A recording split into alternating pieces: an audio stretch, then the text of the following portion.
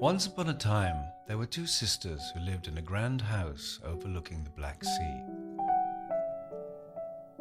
Nina was the family's golden-haired musician and grew to adulthood in the company of her piano and violin. Adelaide, the raven-haired younger of the pair, preferred the recital of poetry and dramatic writings. When the time arrived for the girls to make their way in the world, Nina was sent to a music conservatory in the cultured city of Dresden, while Adelaide was sent to dramatic school in bustling Odessa. For many months, each girl's future seemed bright. Nina began to blossom into a musician of some merit, while Adelaide persistently astounded her instructors with her dramatic ability. But before a path in life could be properly set, a letter arrived for Nina informing her that their father Jacob had died suddenly, and as the oldest daughter, she was being summoned home to oversee the running of the household.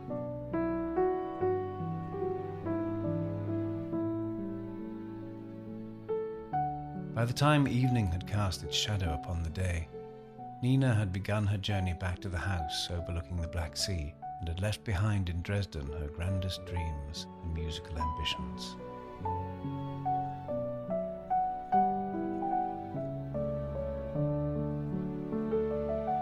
As the years passed, Nina persevered in this inescapable life of drudgery and routine, while young Adelaide followed her heart's desire and flowered into a talented and celebrated actress. The one bright spot in Nina's otherwise provincial existence came with the arrival of a stately British ship on the waters of the Black Sea, bearing envoys of the Crown who had arrived to pay their respects to the Tsar. Among these foreign travellers was a tall, handsome officer named Maximilian, whose dark eyes and wild spirit had won over many hearts on his travels. To Nina, he represented escape and passion and adventure. To Maximilian, the timid Nina was a passing pleasure and a warm bed, and although they were swiftly married, it soon became clear to her that his intention was never to remain at her side.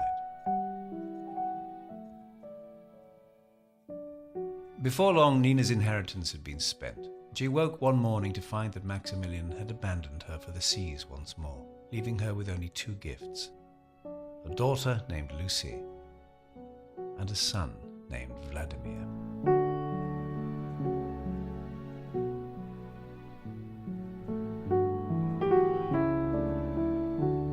Penniless, Nina followed earnest advice from neighbours and took her small family to Berlin. Work was plentiful, they were told, and fortunes countless, but they arrived to find a disinterested city of limited opportunities for an immigrant family from the shores of the Black Sea.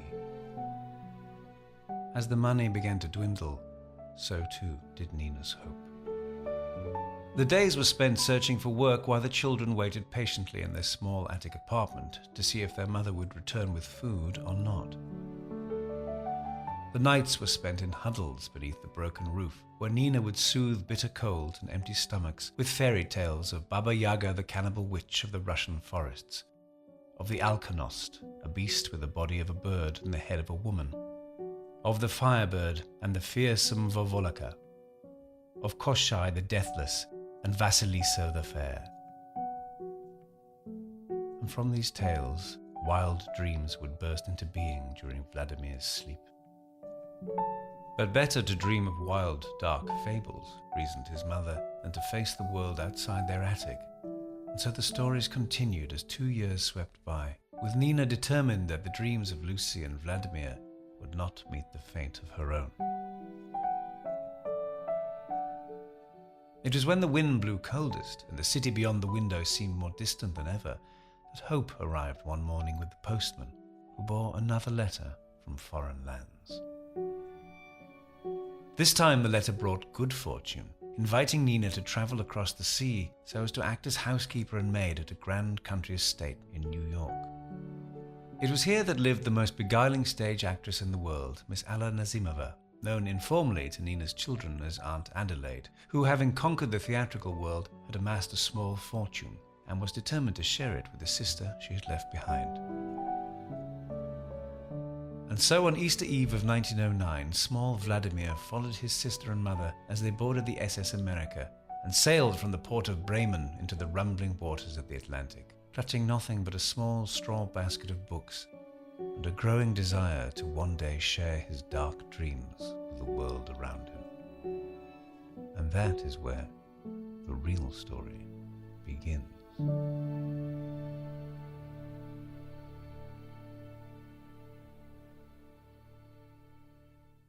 Aunt Adelaide, it transpired, was indeed a fairy godmother. As soon as the SS America docked on Ellis Island, its hundreds of passengers were made to form lines that shuffled forward in inches once or twice a minute towards banks of desks, where entry was either permitted or denied, dreams granted or dashed in an instant. But with a flick of her wand, Aunt Nazimova had removed this problem for Nina and the children.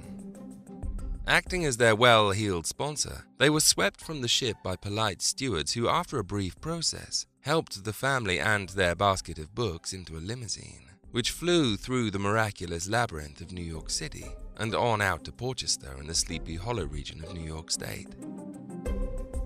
They arrived to a theatrical welcome from their aunt and to a playroom already stocked with toys, dolls, and clothes. The house itself seemed to grow from the land. The sweeping driveway kissed the house once, which stood proudly on a raised lawn. At the sides and rear, gardens bursting with fragrant crimson roses and stately trees, from which Nazimova herself had hung a swing in anticipation of her sister's children. Within days, the household had begun to settle itself. Lucy was quickly enrolled in a convent school where she attracted many friends, curious to learn more about the fair-haired child who spoke so strangely.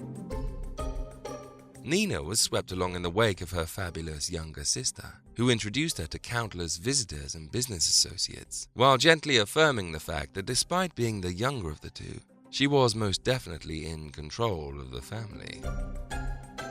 Nina, who'd spoken nothing but Russian and broken German since birth, was nevertheless speaking perforated English within a matter of weeks, half grateful and half in awe of her commanding young sister, at whose feet the surrounding world seemed to fall each day. She settled into the supporting role of housekeeper, private secretary, and companion. America had never seen anything like Alla Nazimova before. Outspoken, opinionated, darkly beautiful, and perfectly unkempt, she'd arrived in 1905 determined to conquer the American stage. Famed theatrical producers, the Schubert brothers, recognized the spark of wildfire in this exotic immigrant and offered her a deal. If she could learn English within just 8 months, they would give her the starring role in their production of Hedda Gabler. Raising an eyebrow, she accepted the 8-month bet and won it in 6. Her Hedda Gabler was described by Dorothy Parker as the finest that will ever be, and before Theatreland had finished their applause, a star was born. By 1910, so powerful had she become that the Schubert brothers had built her very own theater, the Nazimova Theater on New York's 39th Street.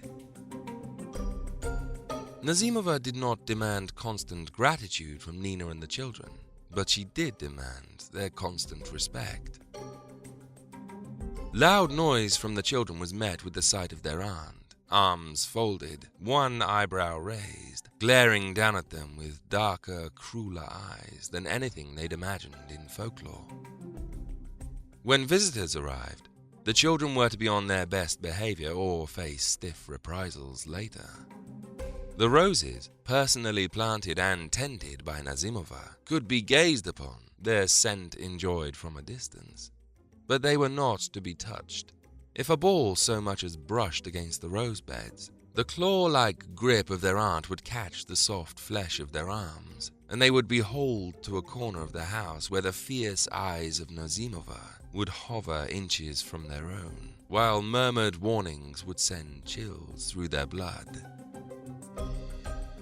For young Vladimir, the thought of being grabbed by his aunt, to feel her fingers pressed into the softness of his arms, became more terrifying than the punishment itself, until finally he would flinch and cry at the thought of being touched at all. But these stark moments of violent discipline in the household of Nazimova the Great was scant when compared to the resplendent displays of love and warmth from their aunt, who, as long as the children behaved as expected, would shower them with gifts and all the love her heart had to give. The problem was that Vladimir seldom behaved as expected. At a dinner party, he entered and loudly informed the guests that he was sorry for being late, but that he'd spent the afternoon battling panthers in the surrounding woods.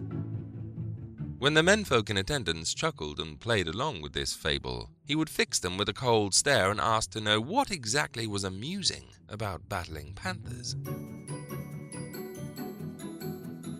During a business lunch with Nazimova's associate, Dr. Sands, Vladimir appeared and coldly warned their guest that a black tiger with yellow eyes resides beside your barn. This was fun for a few moments, but grew steadily uncomfortable when Vladimir would not stop repeating the announcement, even when his aunt and mother began to grow angry with him.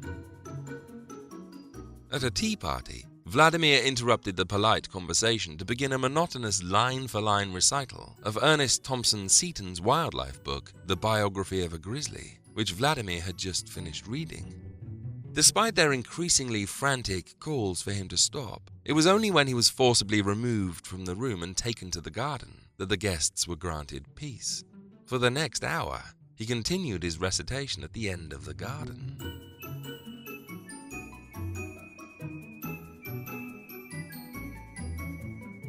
But even Vladimir knew better than to interrupt the visits from Nazimova's female friends, who arrived frequently and who, after brief greetings at the door, were hurried to his aunt's private rooms, where the curtains were closed and the doors locked.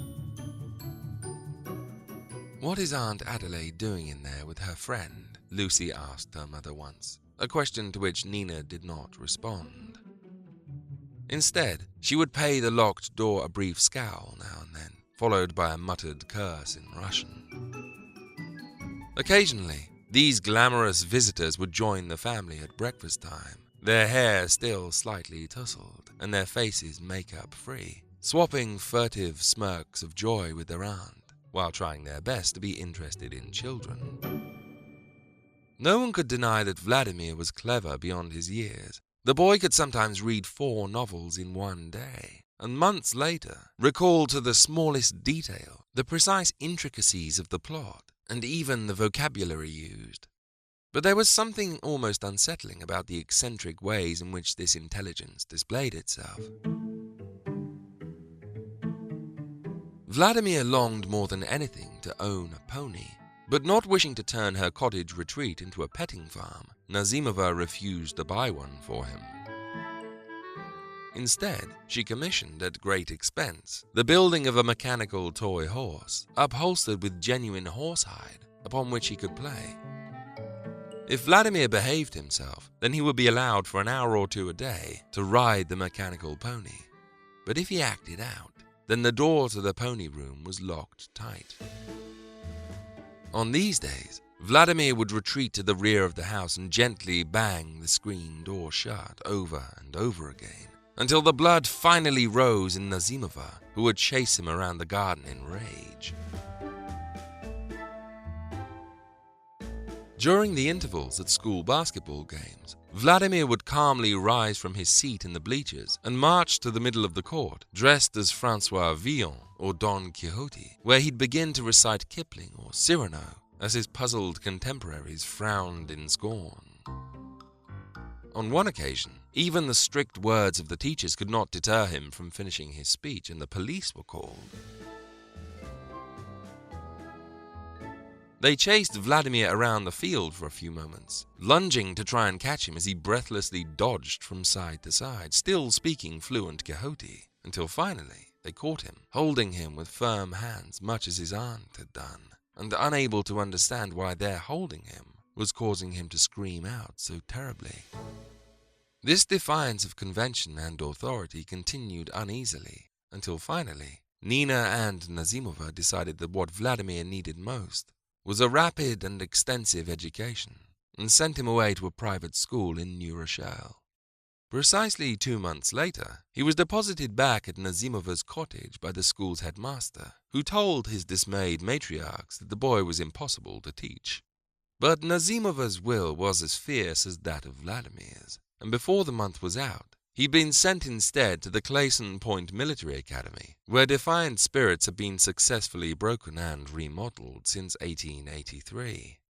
But Vladimir, or Val, as he now preferred to be called, was an entirely new breed of wildcat, and the only education he successfully received during his time at military school was a new vocabulary of swear words, which upon his return to Hutorok was put to devastatingly good use. He arrived home one weekend to find that, to everyone's surprise, his aunt had taken a husband, an English waif of an actor named Charles Bryant, a well-groomed, genteel young man who seemed to fade into the wallpaper whenever his fiercely confident wife was around. Bryant and the 9-year-old Val went to war almost immediately, and when it came time to choose sides, Nazimova stood firmly behind her husband's suggestion to keep Val at school, only allowing him home during the summer break. Undoubtedly, Bryant's suggestion had more to do with keeping the peace at Hutorok than seeing to it that Val was getting a good education, but surprisingly, it achieved both. While full-time military school did not completely tame Val's wilder side, the quiet weekends, when many of his school friends returned to their families for a few days, meant that Val had to make his own pastimes, and drawing from his childhood love of folklore and storytelling, he began to use his spare time to put pen to paper. By the time the 20s rolled around, Alla Nazimova had conquered not just the stage, but the screen. It was inevitable that America's greatest theatrical star would make the move to Hollywood, and by 1921, a string of successes including The Red Lantern and Stronger Than Death had seen her climb not just in popularity, but in power. Her salary of $13,000 drawn every week from Metro Studios meant that she was the highest paid performer in Hollywood's history, and desperate to please their star attraction, the studio had begun to acquiesce to her many demands, most notably that her husband, Charles Bryant, be given a contract to act and direct, and that her sister, Nina, be given a job in the story department. This last request, as it turned out, was fortunate for all parties concerned.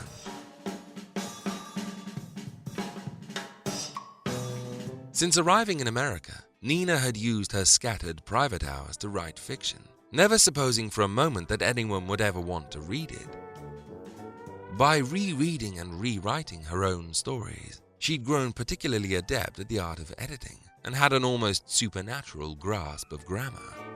She was put to immediate work as a story reader at Metro Studios and proved so efficient at the job that she would eventually be made head of the entire story department.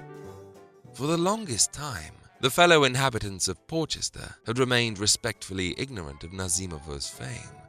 The theatre, and especially the highbrow theatre of Chekhov and Ibsen, were beyond the reach or tastes of many of the provincial folk of the sleepy Porchester farmlands. To them, she'd always been the eccentric, glamorous lady at the foreign farm, or one of them actresses. Now that Nazimova was headlining movies, however, the town couldn't be more excited. Almost daily, handwritten notes arrived at Hutorok, either inviting Nazimova over to tea, or declaring the writer's intentions to call upon Nazimova at her earliest convenience, because that's what good neighbors do around here. Generally, Nazimova would groan when these notes were received, screwing them up and casting them away with a sullen curse in Russian. Her husband, Charles, however, an Englishman who could plainly see the merit in associating with the right people, urged her to selectively accept the odd invitation now and then, providing that the family were of good breeding. The finest families in the county were the aristocratic Birdsouls and the fabulously wealthy Knapp dynasty, who between them owned much of Porchester's fertile lands, and who together dictated the entirety of Porchester's fertile social scene.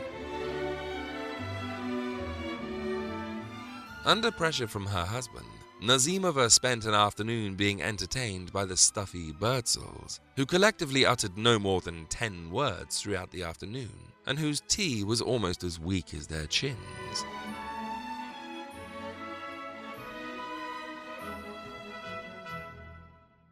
Upon returning home, she violently scolded that no more do I take the tea with the snobs.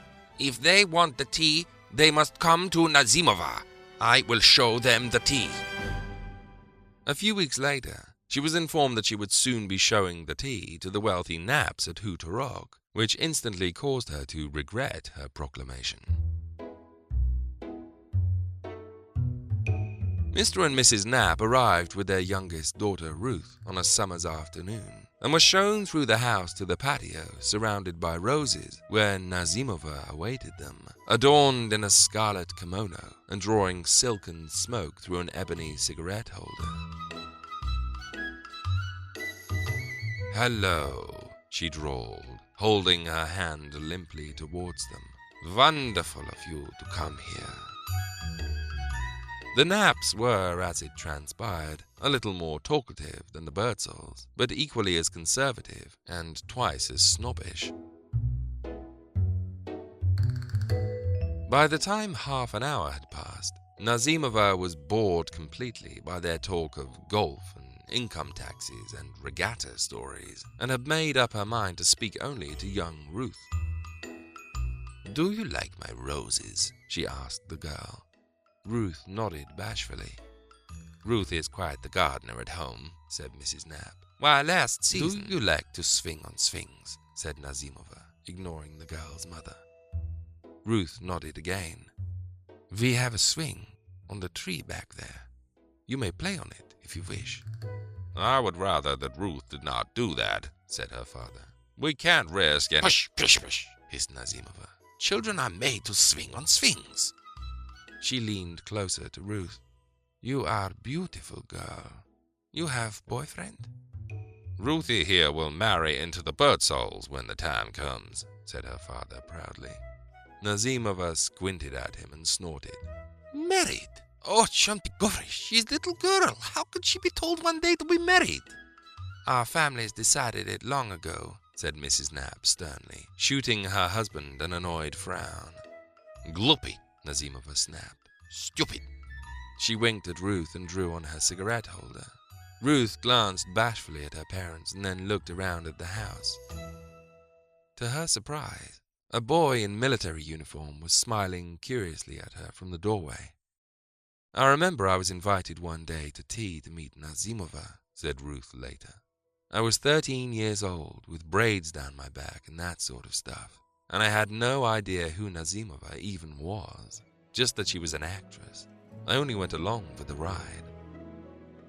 And then there was Val, and I thought to myself, that's the best-looking guy I've ever seen."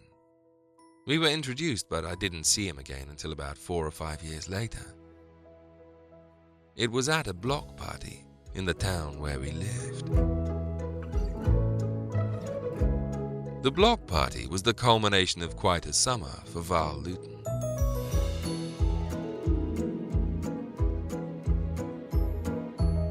In the months between spring and summer, he'd been keenly assigned to the role of reporter for the Darien Stamford Review newspaper, and specifically ordered to cover the suffocating heatwave that had baked the state for weeks. One of the stories he turned in told the harrowing tale of a truckload of kosher chickens, who, having been transported across the state on a particularly hot day, had all succumbed to the heat and died, literally roasted to death as they traveled. The driver had arrived at his destination, opened the back of the truck, and was greeted by several hundred dead and decaying birds. The story provoked outrage, and calls were made for the driver and his transport company to face reprisals. But when further investigations were carried out, it was discovered that there had never been a truck full of dead chickens. Growing bored with writing about how people were too hot because of the weather, Val Lewton had decided to exercise his creativity and invented a horror story.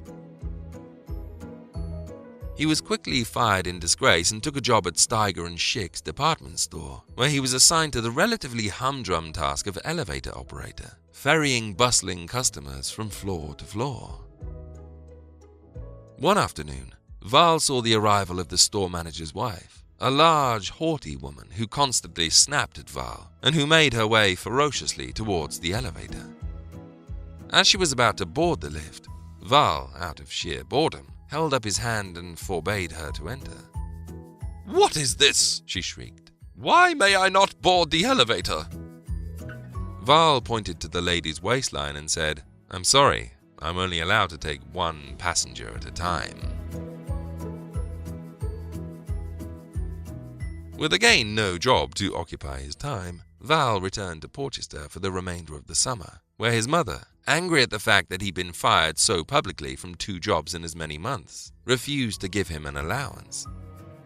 Val quietly accepted the judgment, waited until she'd left the house for the day, and promptly stole her ornamental figurines of Christ and the Virgin Mary, which were quickly pawned, the proceeds used to fund the party at which Val Lewton and Ruth Knapp met for the second time. Ruth arrived with friends to find the shindig in full swing. Behind a residential block in Porchester was a small rectangle of patchy grass where the youth of the town often gathered to play football and baseball. Rickety tables now carried wooden crates of soda and beer bottles. 2 short men in paper chef hats were serving blackened hamburgers from a makeshift barbecue, and everyone else was dancing around a gramophone on a soapbox that was playing Wang Wang Blues by Paul Whiteman. As Ruth made her way into the crowd to dance, she felt a hand take hers, drawing her away from the crowd. Her captor was a burly boy with dark hair, his eyes hidden behind a large pair of sunglasses. "It's far too noisy in there," he said with a grin. "Where are we going?" "Just somewhere you'll be able to hear me. I have an important question to ask you." They reached the edge of the rectangle, where the grass petered out into concrete. He took both her hands and smiled. "So what's the question?" said Ruth. "The question is, do you believe in love at second sight?" he said. "I have a boyfriend," she frowned. "No, in fact you have a fiancé, if I remember correctly," he replied. He tipped his sunglasses forward and winked. "You're Nazimova's nephew," said Ruth. "I thought you were at military school." "It's summer," said Val. "The entire military shuts down for the summer, didn't you know that?" "Doesn't change the fact that I have a boyfriend." "You haven't answered my question yet," said Val. "Do you believe in love at second sight?" "I have a boyfriend," was my answer. She smiled. "Tell him to take a hike," said Val. "I'll marry you instead." And all of a sudden, the playful smile was gone. "You don't even know me," said Ruth. "Not yet, no," he replied. He held out a hand and she took it. "Val," he told her. "Actually, it's Vladimir Ivanovich Leventon, but I changed it to Val Lewton because I'm getting tired of people asking me how the revolution is going."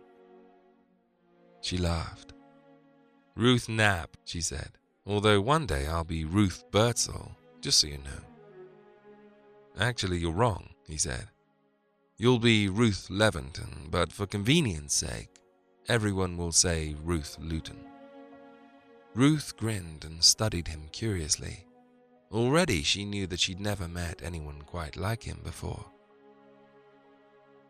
"What makes you so sure?" she said. "I told you. Love at second sight."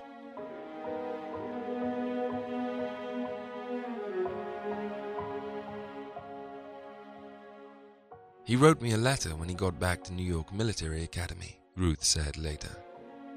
It asked for permission to write to me, which I thought was kind of funny since he was already writing to me.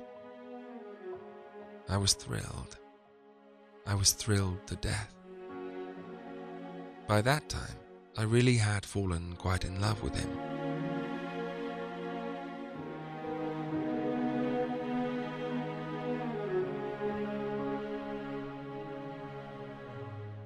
For the next few years, Ruth Knapp and Val Lewton stole each other's hearts from a distance. While Ruth made her uneven way through high school and college, and as Val stumbled his way through Columbia and a series of jobs, one constant remained. Unfailingly, once a day, they would each quiet their noisy existence and write a letter to the other. They began innocently enough, simple reports of life around Portchester and school, the music they'd heard, the movies they'd seen at the weekends, the static dinner parties held by the Knapp family, and the wild all-night wingdings thrown by Nazimova, each bulletin laced with the first blossoms of flirtation. Every few weeks, the stars would align, and these secret co-respondents would find themselves in Portchester at the same time. They would steal a precious hour away from the afternoon to meet in a store or a diner, or an hour from the middle of the night to meet at the park, which was silent and cobalt blue beneath the moon. It was during these misappropriated moments together that Val would captivate her with sinister tales of Russian folklore, of creatures hidden in shadows that snatched away at children, or of the were-beasts from the Slavic regions that hid in the mountains. And as he spoke, Ruth felt the prickling chill of fear, as each shadow on the grass seemed to yawn long and darken, as if concealing the monsters he described. Between the folklore, he would spin wild tales of adventures he'd supposedly undertaken, but which were generally based on the books he'd been recently reading. On one occasion, he held Ruth spellbound with stories of how he traveled through the treacherous, cavernous sewer systems of Portchester, formed entirely from his recollections of reading Victor Hugo's Les Miserables just a few days previously. On another, he would describe in vivid detail his hunting of the panther that menaced the gardens of Dr. Sands. "But there aren't any panthers in New York," smiled Ruth. "It was real, all right," he told her. "I saw its eyes in the shadows, as clearly as I see yours now." "More creatures in the shadows," she said. "A shadow can be anything your mind tells you it is," he said. "It could be your sweetheart waiting to kiss you, or a panther who wants to eat you, and you never know which one it is until you step inside." "What an imagination you have," said Ruth. And with each shared story, each written word on paper, and with each embezzled meeting, these two young souls fell further and further in love.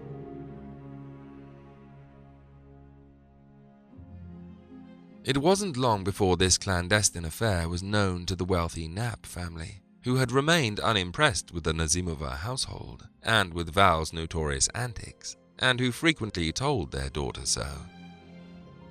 It was one thing to be friends with this flamboyant foreigner, they repeated, but anything more was out. Ruth was meant for better things than the wife of an immigrant. In years to come, she would marry the dashing son of the Bertzel family, and the bond between these two influential houses would be complete. But Ruth's heart could not be tamed so easily. The letters continued, as did the secret meetings.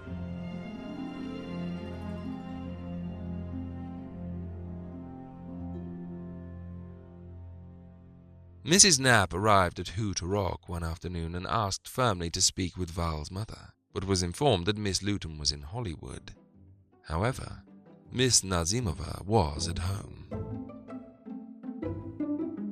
Mrs. Knapp was shown into the presence of Nazimova, lounging on a sofa and reading, a long cigarette smoldering at her lips. She regarded her visitor with one raised eyebrow. Nervously, Mrs. Knapp asked Nazimova to use her influence to see to it that Val broke contact with her daughter. Nazimova rolled the request over for a moment or two and replied with a simple "no" before motioning for Mrs. Knapp to leave. As Mrs. Knapp hurried angrily out, she remarked to Nazimova's maid that "I curse the day I met that woman." "That woman!" shrieked Nazimova from her sofa. "That woman! I am the woman!" A week later, Ruth was summoned home and informed that she was to be taken on an extended trip to Europe with her mother. During the 6 months they were away, Mrs. Knapp ensured that no correspondence reached her daughter's hands and that none was sent.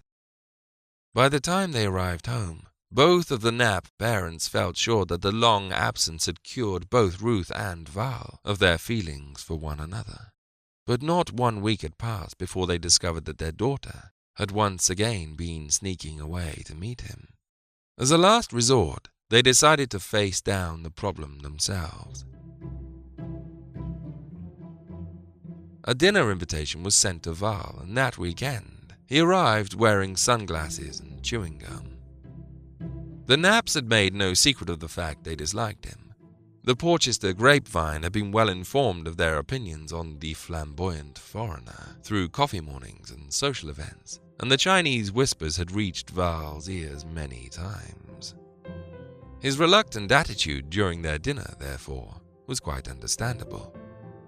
The dinner date had started off on a sour note when Ruth's father, used to jovial business meetings and men his own age, had clasped Val's hand, shaking it for long minutes and even clapping his arm in welcome.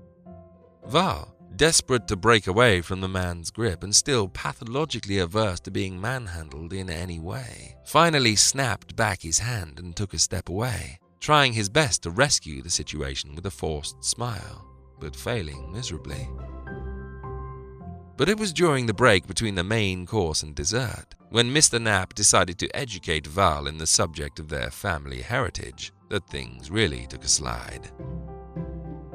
The Knapps had been in Porchester since the beginning, Mr. Knapp announced proudly. Fully half the town's streets and amenities had been planned and built by Knapp. Why, the Knapps' fingerprints were on the bricks that built the churches, the town hall, the schools, and the bridges. The name of Knapp sounded through the history of Porchester like the pealing of a bell. Val listened to the lesson with a frown. "It's funny, really," he said. "I did some research a few weeks ago. Porchester and Greenwich were founded by the same guy, a drunken sailor who got thrown off his ship. Your ancestor, I presume." Val never reached the dessert course.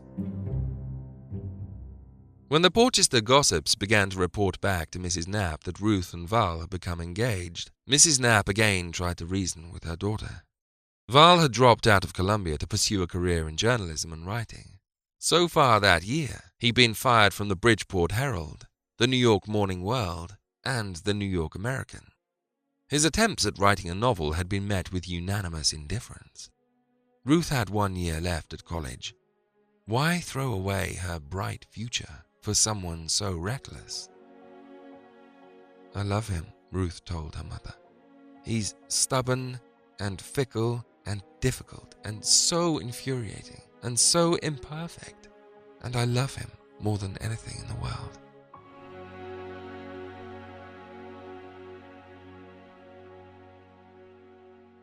By 1926, Val Lewton had changed his mind about writing. For the past few years, his attempts at serious literature had been generally spurned by the publishing world, and he'd been forced to eke out a living by writing short-form fiction and articles for magazines such as Cosmopolitan, American Mercury, and the New York Times. However, in 1926, he'd found minor success with his novel The Cossack Sword, a pulpy historical melodrama set in the wilds of Russia, which had been snapped up by Collins & Sons, and which had sold relatively well. Throwing away his pretensions about the art of writing, Lewton had turned his hand to more commercial fare, detective stories, exploitation, adventure yarns, and even pornography. These tales could hardly be considered art, but they paid the bills with room to spare, and whichever way you looked at it, he seemed to have a knack for these second-class stories. Meanwhile, a vacancy had arisen in Nina Lewton's story department at Metro Studios, and with a string of published books under his belt, it didn't feel too much like nepotism when Nina offered her son the job. Working under writer Howard Dietz, Lewton proved to be a good all-rounder, adept at rewriting scripts and story treatments, and particularly skillful at adapting the many Metro movies into books and radio dramatizations.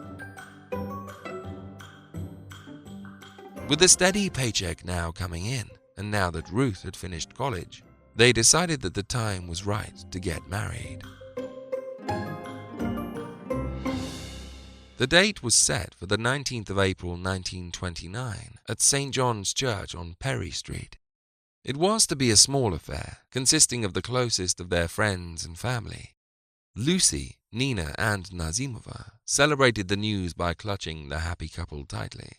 "My darlings," sang Nazimova, "but I am sure you will have much better luck in marriage than we old Levanton women." Nina suddenly remembered Maximilian the sailor and shuddered. She'd neither spoken his name or given him the honor of a moment's thought since she'd arrived in America. Nazimova's marriage to Charles Bryant had gently dissolved throughout the early 20s. In actual fact, the marriage had been nothing of the sort. In order to disguise the sexual liaisons between Nazimova and her girlfriends, and to also conceal the fact that Bryant preferred the company of gentlemen, the two had decided to play the part of the married couple to the world, while continuing their private lives in secret. By the time they decided to separate in 1923, their sexual preferences had become widely known throughout Hollywood. Nazimova herself had never been shy when it came to making conquests. Her long list of lovers during her so-called marriage to Charles Bryant had included Jean Acker, the first wife of Rudolph Valentino, the actress Eva Le Gallienne, who herself had almost entered into a false marriage with Basil Rathbone to disguise her sexuality. She'd also had an affair with Dorothy Wilde, the niece of Oscar Wilde, when they'd met during the filming of Wilde's play Salome, a movie that Nazimova herself had produced under her Nazimova Productions banner. According to many reports, Nazimova insisted that the film's cast should consist entirely of either gay or bisexual performers, although this has never been definitely confirmed. Certainly its star and director conformed to this rule. Nazimova herself took the lead role, while directorial duties were performed by Charles Bryant. The box office failure of Salome, which has since been called America's first art house movie, certainly contributed to her decline in popularity amongst American cinema-goers. The other decisive factor came in 1925, when Charles Bryant, who was, as far as the world at large knew, still married to Nazimova, took a new wife, a 23-year-old heiress named Marjorie Gilhooly. The press were surprised that they hadn't heard of Nazimova and Bryant's divorce and began to dig. When they turned up Bryant's new marriage certificate, which listed his current marital status as single, the news was suddenly out that he and Nazimova had never actually been married at all.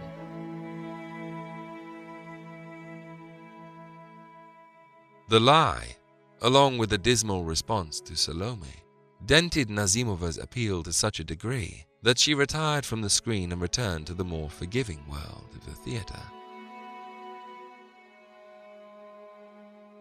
But while the mood at the Hu-Torok estate was euphoric at the news of Val and Ruth's upcoming marriage, at the Knapp house, the response was quite different.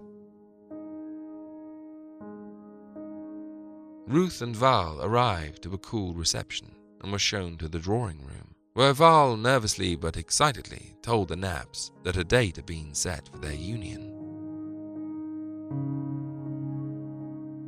During their courtship of several years, Mr. and Mrs. Knapp had always held out a vague hope that maybe one day Ruth would come to her senses and break things off with Val Lewton. The announcement of their wedding date was a death blow to these hopes, and rather than put a brave face on things and begrudgingly admit defeat, Mr. and Mrs. Knapp played the last card they had. "I'm going to ask you plainly," Mr. Knapp said to his daughter, fixing his eyes on hers. "Ruthie, don't marry this man." "Mr. Knapp," began Val, but Mr. Knapp raised a hand for silence. "She's not your property just yet, Mr. Lewton. For now, at least, she's still my little girl, and I'll damn well say what I want to say to her." "Daddy, please stop this," said Ruth. "I'm not a kid anymore. I'm not marrying Val for any other reason than I love him." "Ruthie, he's gonna break your heart," said her mother. Val took Ruth's hand and looked into her eyes. "I will never break your heart," he said. "He's a lunatic," said Mr. Knapp, "and you're a princess, and you deserve better than some Jewish Ruski with an overactive imagination." "I will never break your heart, Ruth," Val said again. "I will not have you debase yourself or this name of ours," said Mrs. Knapp. "We are your parents, Ruthie, and we do not give our blessing on this," Mr. Knapp growled. "I'll be damned before I see my little girl shacked up with some Cossack cuckoo in a tenement block in the Bronx." "I love you," said Val.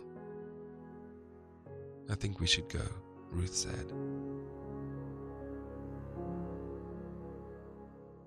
As they stood to leave, Mrs. Knapp buried her face in her hands and began to weep. Mr. Knapp stood and faced them both. "You walk out of here," he said to his daughter. "You walk out forever. You understand? You don't ever come back." "I love you, Daddy," she said. "Please." She reached out to touch him, but he flinched away. "I mean what I say, Ruth. You marry this man and we will turn our backs on you forever." Ruth looked down at her mother, who rocked and shuddered as she cried. She turned to Val and shook her head. "I'm so sorry." She turned to her father. "Goodbye, Daddy."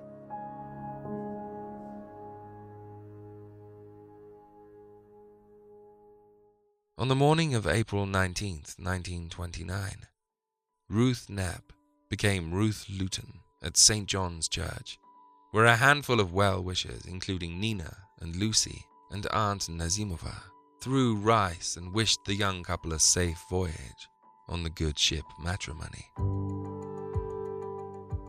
Despite the leaping of her heart and the loud joy surrounding her, Ruth could not quiet the sobbing child inside herself that grieved at the sight of empty pews where her family should have been.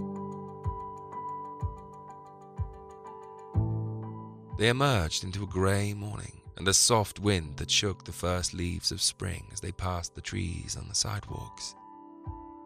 After luncheon at a small ristorante, their smartly dressed well-wishers left them on a New York street corner, along with kisses and tears and hopes for happiness in their new marital home, a small apartment in Greenwich Village with thin walls and a large bay window that turned the rooms to copper when the sun went down.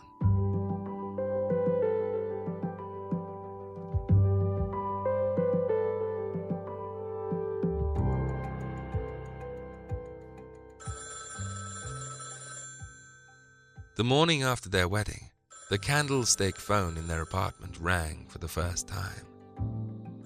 Playfully, they fought their way towards it, each reasoning that they should be the one to answer the first call in their new home. Eventually, Ruth was triumphant and laughing. She picked up the receiver and answered, "The Lewton residence, how may I direct your call?" "Ruthie," came her mother's voice. "Mom." "You went and did it." Ruth sank into a small chair, the smile slowly falling from her. "Mama, are you okay?" "She'll come home," I said to myself. She's my little girl. We never did anything to harm her after all. We gave her everything she ever wanted. She'll come home and the sun'll shine again. Ruth looked up at Val, who stroked his face and tried to smile. But you went and did it, didn't you? Do you hate us, Ruthie? Mama, Ruth whispered, I love you. Please don't talk like this. You don't hurt the people you love this bad, Ruthie. You're a wicked girl. Mama, don't you want me to be happy?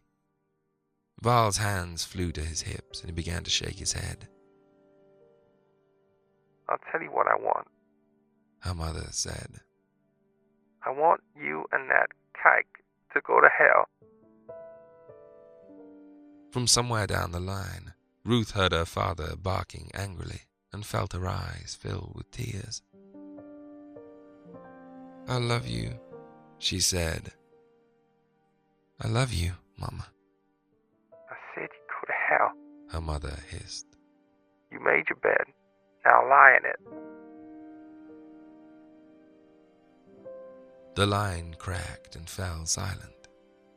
Ruth pressed the dead receiver to her ear and waited in desperation just in case these terrible minutes had all been a bad dream. But her mother's voice did not return. Presently, she felt Val's hand on her shoulder.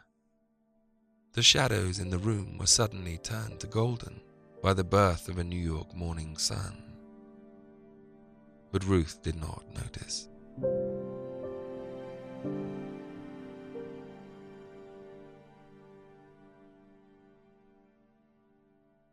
Shortly afterwards, Val Lewton finally hit the big time.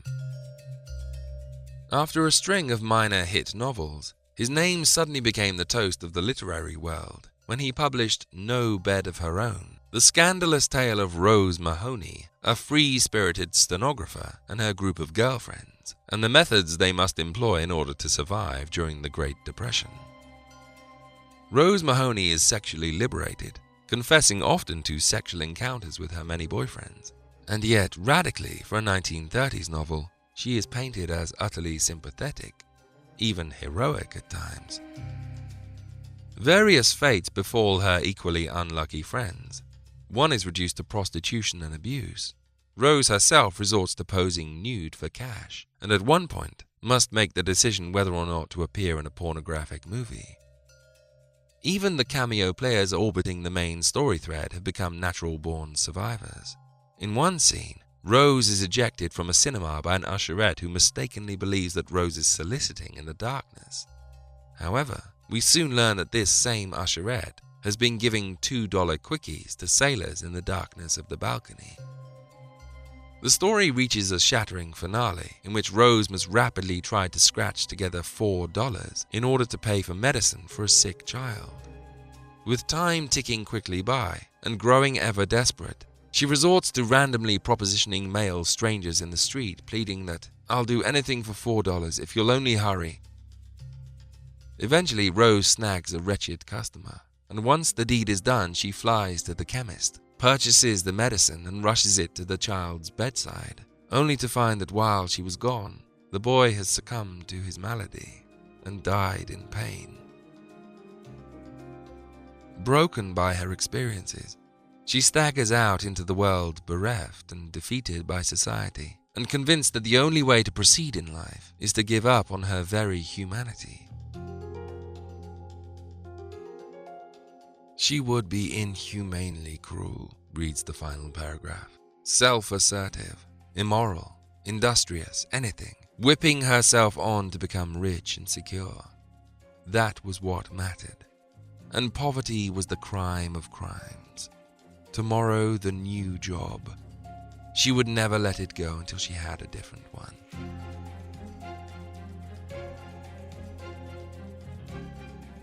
The book caused an instant sensation upon release and wound up being translated into 9 languages and published in 12 different countries. It was particularly popular in Germany, where it was renamed Rose Mahoney, Her Depression, shocking conservative Deutschland until later in the decade when it earned the dubious honor of being outlawed by Adolf Hitler himself, who ordered all copies of the book to be burned. As expected, Hollywood leapt on the bandwagon and the rights were purchased by Paramount Studios. However, despite several attempts to adapt the novel for the screen, they just couldn't seem to come up with a censor-approved script that stayed faithful to the tawdry sexual episodes of the book. Eventually, they gave up and wrote a whole new story that bore no resemblance at all to Lewton's novel, and changed the name from No Bed of Her Own to No Man of Her Own, in case fans of the book should arrive to the movie and be bitterly disappointed by its lack of salacious sexuality. Riding on the wave of notoriety and acclaim that the novel had brought him, Lewton signed a deal with Vanguard Press, who wanted 5 novels from him in 1 year. Alongside this, he accepted a job to write a radio series, a thriller entitled The Luck of Joan Christopher, to be broadcast for 15 minutes each Monday, Wednesday and Friday evening at 8 p.m. Suddenly snowed under with writing work, Lewton had no choice but to quit his job at Metro Studios and focus instead on the task of writing books, while producing radio scripts every other day. On some occasions, he was so far behind with his work that he was forced to drive to the broadcasting station and write the second half of the radio show while the first half was being transmitted to the public. But Lewton had a good reason for accepting so heavy a workload. In late 1929, Ruth nervously woke him one morning with the news that he was about to become a father. The explosion of joy in the Lewton household soon gave way to concern. The apartment was too small. Their savings account was more single-serving than family-sized. More than anything, though, the news that they were about to become parents had made them recognize that they were kids in love, rather than responsible adults. "You'll be great," purred Nina Lewton when she got the news. "I pride myself on the fact that you're more like me than your father, Vladimir. And I never ran away from a responsibility." "Feels wild," said Lewton. "Part of me is terrified that I'll boil the milk too hot. The other part can't wait to meet this creature I've created and marvel over its design." "You were such a terrible kid," mused Nina with a smile. "In many ways, you becoming a parent is the sweetest revenge I could ever have asked for."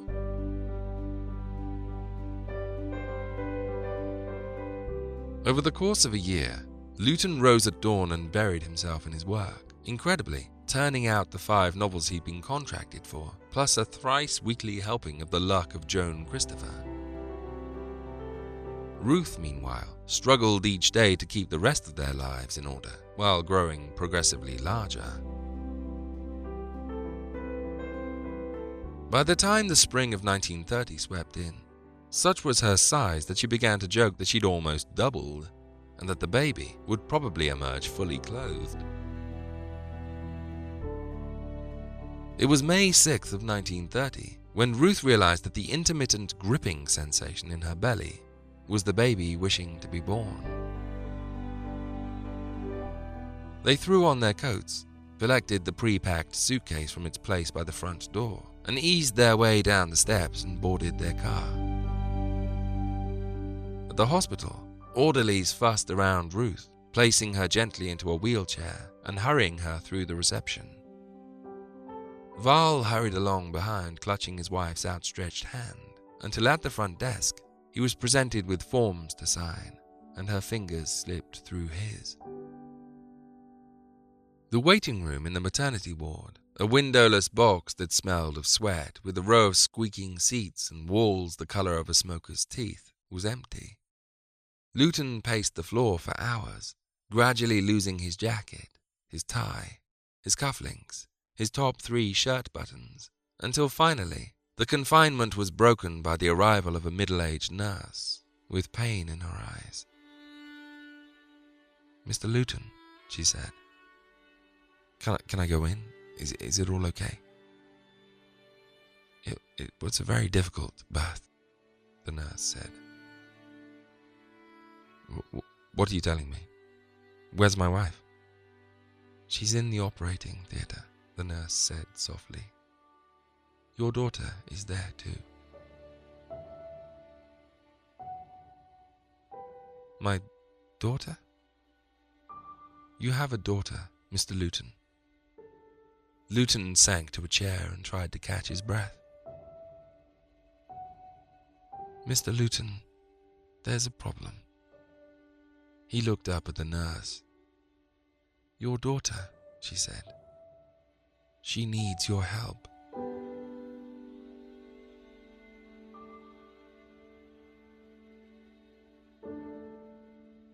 To bring their daughter into the world, Ruth Lewton had almost paid with her life. The birth had been painful and violent for mother and child. Ruth was sent immediately to the operating theatre, where the long process of repairing her exhausted body was begun immediately. Their baby was barely alive and in desperate need of a blood transfusion. The doctors did not waste words with Lewton. He was hurried directly to a small office and informed that his blood was needed in order to save the child. Every second was precious. Lewton, shaking with fear at the thought of losing Ruth and the baby, grimaced in discomfort and horror as strangers pulled at him, pressed his skin, told him to relax. A small, grey-pink object was wheeled in on a trolley. It gasped like a fish and grabbed clumsily at the air as more people hurried in carrying pipes and bottles and small boxes. Lewton felt pressure in the crook of his arm and then the sharp piercing of his skin. Perhaps in sympathy, the small creature on the trolley seemed to frown in pain. We're ready, a voice said somewhere. Lewton looked over at his daughter, smiled, and began to cry.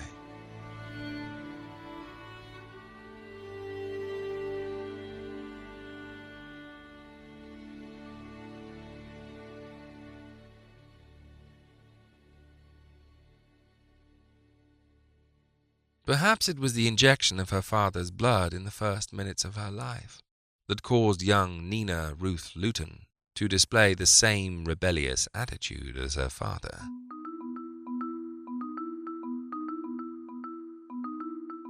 Like her father in his youth, Nina desired nothing more than a pony.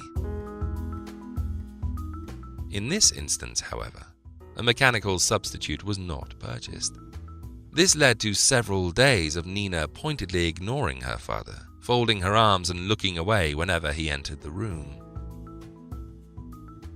Bedtimes were epic affairs, beginning sometime around 6 and ending sometime around midnight, as Nina insisted on reading aloud until she fell asleep. No matter what her parents said, she would continue with her reading. Often, Val and Ruth would retire for the night, Nina's voice still reading, muffled in the next room.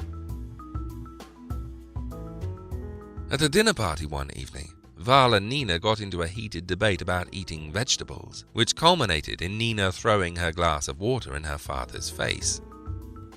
Shocked, he picked up his own water and returned the favor. Dripping wet, they regarded each other in shock before Nina began to shriek in laughter, their assembled guests looking on uncomfortably.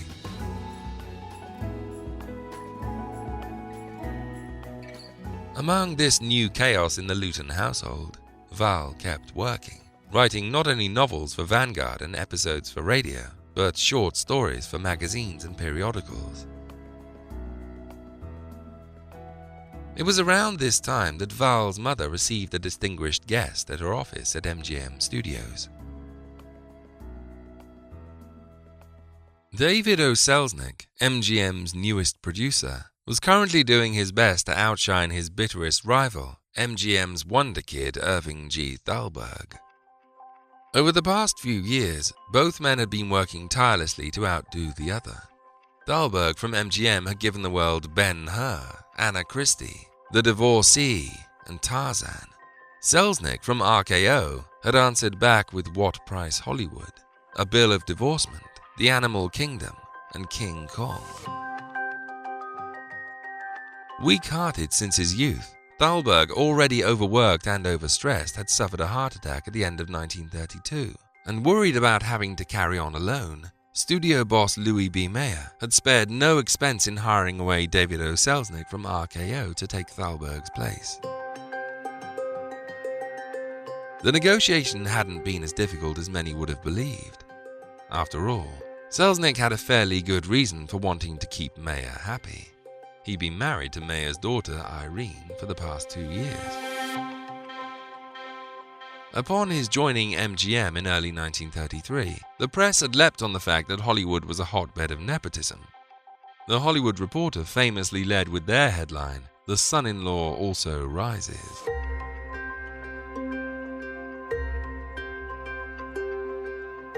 Selznick's speciality was the prestige picture.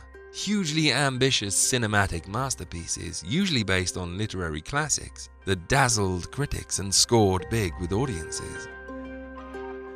His early hits for MGM included Dinner at 8 and Dancing Lady, and while planning for epic literary adaptations such as David Copperfield, Anna Karenina, and A Tale of Two Cities, he came across the historical drama Taras Bulba, the story of a Russian father and his 2 sons who go to war against Poland. Deciding that the story was worth adapting for the screen, Selznick visited MGM's story offices and sought out Nina Lewton, now the head of the department. Selznick trusted Nina's attitude and instincts implicitly. Plus, the whole industry was well aware that she was the sister of the great Alla Nazimova, and that their family was steeped in Russian connections. The request was simple. Selznick wanted a writer with heavy connections to Russia so that they could give his adaptation of Taras Bulba a more authentic feel. Nina Lewton was asked to draw up a short list of writers and send it on to him. From her personal files, Nina selected 5 writers with a Russian heritage, and for the sheer hell of it, added her son Val Lewton as a 6th on the list. He was of Russian descent, she reasoned. Plus, he'd actually published his own historical novel set in Russia, The Cossack Sword. Selznick's offices received Nina Lewton's list and systematically made their way down it. As fate would have it, the first 5 writers on the list were either busy or turned it down flat. The 6th on the list, Val Lewton, accepted without hesitation, and David O. Selznick suddenly had a new protege. Their first meeting, held in Selznick's MGM office, was only supposed to be a brief meet and greet. Lewton shuffled in, slightly in awe of this cinematic titan, and fidgeted in his seat for a few minutes while Selznick laid out his plans.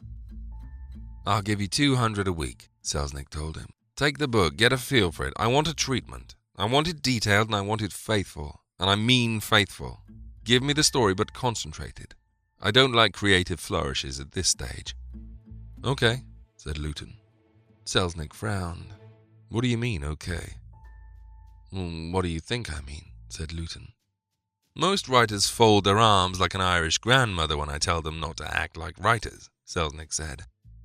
Lewton shrugged. "You're paying me for a service, right? You're the doctor." Selznick raised an eyebrow. "Not a union man. Interesting. What was the last book you read?" "Jane Eyre," replied Lewton. "If I asked you to adapt it for me, what would you do?" "My job," replied Lewton. "You're the first person that's ever answered correctly," Selznick grinned. "Get to work and call me when you're done." The apartment in Greenwich Village was packed into boxes within a weekend. Lewton gave notice on the luck of Joan Christopher, and the threesome rode the train to California to begin a new life in warmer lands.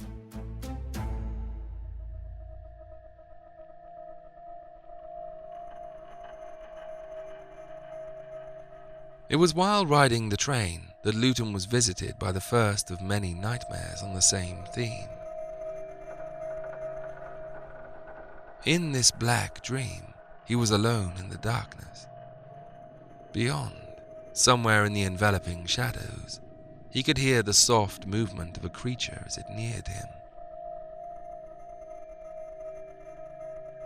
I had the dream again, he wrote in his journal the day after the train journey. I dreamt that a house cat jumps on my shoulders and begins to claw at me. On this occasion I woke.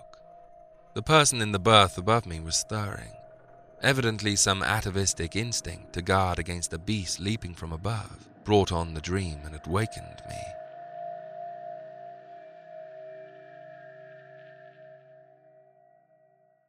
Lewton spent his first month in California shut away in the small study he'd appropriated in their new home, a Mexican-style house in Pacific Palisades, while Ruth and Nina arranged their lives around him and set about exploring their new city. By the time a month had passed, Lewton emerged from his cave clutching his meticulously constructed treatment of Taras Bulba, which preserved the integrity of Gogol's novel while heightening the tensions and expanding the dramatic set pieces. Overjoyed with his work, he called Selznick's office to make an appointment to show it to him. Taras Bulba, Selznick said down the line. Yeah, things are hectic. I've decided to kill it. To postpone? I want to get some other things started. Who knows, maybe one day I'll look at it again. Send in your work and I'll get it filed. Oh, I have to go. The line clicked dead, and Lewton slumped into a chair. Within a few seconds, his dream of a career in the land of movies had been extinguished like a bug beneath a boot. It had never occurred to him that his adventure wouldn't work out somehow. And yet here they suddenly were, the Lewton family, who'd swum to shore only to find they were on a desert island. A moment passed in which he could hardly breathe, and then Ruth and Nina's voices grew from somewhere. The front door opened and they spilled in, laughing and falling out of coats and shoes. Lewton glanced their way and tried to smile. "You're done," said Ruth excitedly. "Nina, Daddy's finished his work." "Yay!" Nina cried, and ran around in a circle, waving her arms like a helicopter.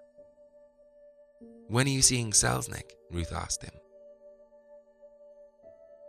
"How long is the lease on this place?" 6 months. "How much money do we have?" She frowned at him. "Run away and play," she said to Nina, patting her back slightly and directing her towards the bedrooms. "What's going on?" she said. "This is going into a filing cabinet," he said, holding up his treatment, "along with my screenwriting career." "You're fired?" "Well, technically I was only hired to write this thing. I was kind of hoping he'd keep me on to work on the script. He's just told me that he's killing the entire idea." "So find something else," Ruth smiled. She sat next to him and put a hand on his thigh. He shook his head. "Forget it. Let's go home. I'm sick of the place anyway. I don't have the build for California. I've done nothing but sweat for 4 weeks. My back is killing me. That is the worst chair I ever sat in, by the way. I hate this house, too. It feels like Zorro's hideout." He threw the treatment onto the coffee table with a flutter. "All for $800. What a waste of my time." Ruth squeezed his knee. "Hey," she said. "Don't," he snapped, grabbing her hand and shoving it away. "You know I can't stand being poured." "Hey," she said again. In the corner of the room, the phone rang. He leapt up and marched over to it. "Probably my doctor calling to tell me I have 1 day to live," he growled. He snatched up the receiver and barked a hello. Ruth watched his heavy-set back slowly begin to straighten. "Right," he said. "Sure." Nina ran into the room holding a storybook out to her mother and singing a tisket a tasket. Ruth hushed her and hauled her up onto her knee. "Sure," said Lewton again. "I'll be there." Slowly, he put down the phone and turned to his wife. I think I may have a job."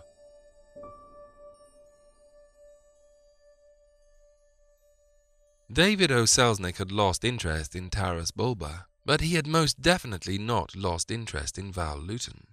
From their first meeting, he'd been impressed with Lewton's quick wit and willingness to follow orders. Over the course of the past month, he'd made passive inquiries about Lewton's progress and had admired the man's work ethic. Handy, because what he needed at that precise time was a private secretary, and Val Lewton seemed tailor-made for the role. And so, while Taras Bulba was gently retired into a filing drawer, a new project was begun, that of mentor and student. To begin with, Lewton's duties seemed a little unclear. Selznick just seemed to like having him around. Each morning for the first 2 weeks, Selznick presented his new protege with a book, generally a classic by Dickens or Austen or a Bronte sister, and asked to report back on what he thought. Selznick was completely shocked when, after lunch, Lewton would arrive to give his full report on the book. "You can't have finished it already," Selznick would say. "I'm a fast reader," Lewton would shrug. Initially, Selznick supposed that Lewton must have simply skimmed the book, and hoping to catch Lewton out, would open the novel in question at random pages and ask him what he thought of certain passages.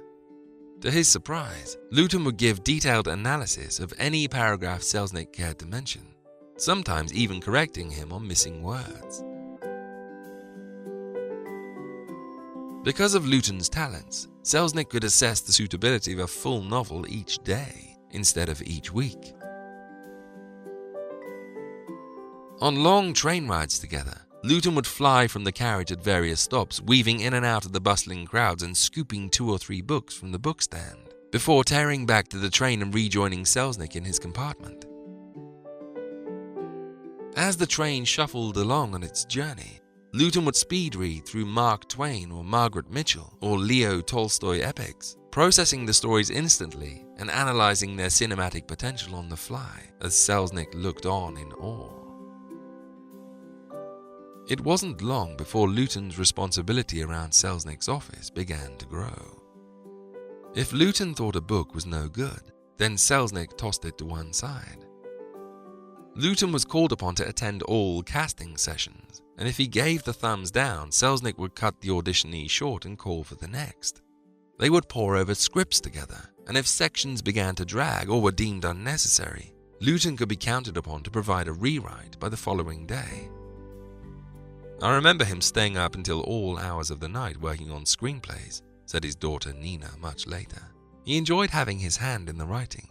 He'd come home with the script that one of his writers had done and say, "Just look at this crap." Then he'd sit down and patch it up. I used to think that he went out of his way to pick inept writers so that he'd have to redo their work. He used to work on a Royal typewriter. He used only 2 fingers, but he was very fast. He'd talk out the different parts as he wrote them, and since my bed was just on the other side of the wall, I'd fall asleep listening. But despite Lewton's many contributions to stories and scripts under Selznick's control, including classics such as Alfred Hitchcock's Rebecca and The Prisoner of Zenda, directed by John Cromwell, the Val Lewton screenplay contributions always went uncredited. One night, soon after Selznick had departed from MGM and set up his own studio, Lewton was woken during the middle of the night by the jangling of his telephone and answered to find Selznick on the other end. "How familiar are you with Oliver Twist?" came Selznick's voice. Yeah, pretty familiar. "Okay, be at my house tomorrow at 10 sharp. Convinced that Selznick was about to grill him on a finer point of the plot or characters, Lewton rose from his bed and spent the remainder of the witching hours studying the novel. He set off after breakfast and, bleary-eyed, drove 20 miles to Selznick's palatial residence. He was shown into Selznick's bathroom, where he found his boss seated on the toilet. "How old is Oliver Twist when the book begins?" Selznick said. 9, I think." Selznick grunted. Freddie Bartholomew's too old for that. Okay, thanks. Go home and get some rest. You look like shit." As a father, he was a strange combination of gentleness and authoritarianism, said his daughter Nina some years later. He would never think of asserting himself with a waiter or a garage attendant, the sort of person that people usually assert themselves with. In fact, he was just the opposite. A waiter could throw cold soup in his face and he'd never say or do anything. He was wonderful to the people who worked for him, and generous to a fault. Mother would sometimes have to hide the checkbook, but he was quite different about the people he worked for. He never kowtowed to them, but he was afraid of them. He was afraid of being without a job.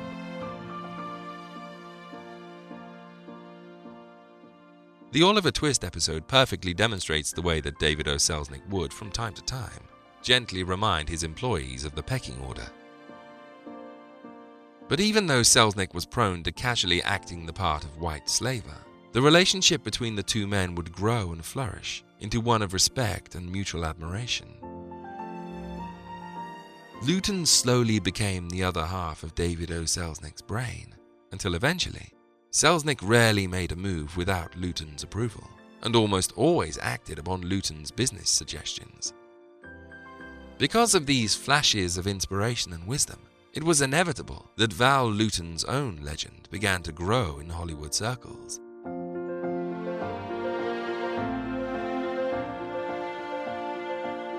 It was Val Lewton who spotted Ingrid Bergman in the 1936 Swedish film Intermezzo, in which she starred opposite Gösta Ekman. Lewton was on a date with Ruth and had decided to try something foreign and highbrow at the LA Art Theatre. He was instantly captivated by Bergman's radiant screen presence and spent the next few days desperately trying to convince Selznick that she could be huge in Hollywood. Selznick finally relented and watched the film. A week later, he'd purchased the rights, and Ingrid Bergman was being imported to America on an ocean liner.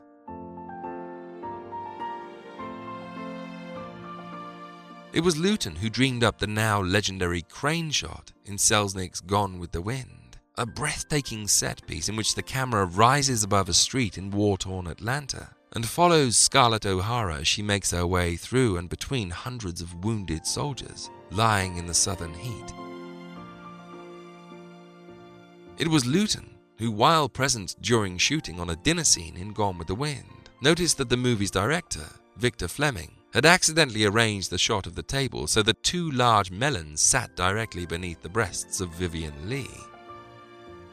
The shot was quickly altered, and the mistake, which could well have caused something of a laughingstock at a dramatically crucial moment, never made it to the screen.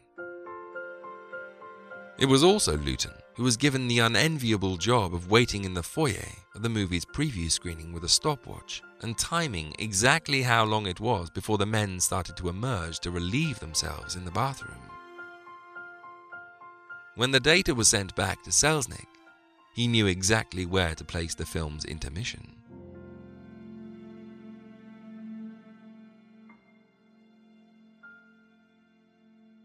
One night in 1937, Ruth was awoken by a strange screaming from somewhere distant.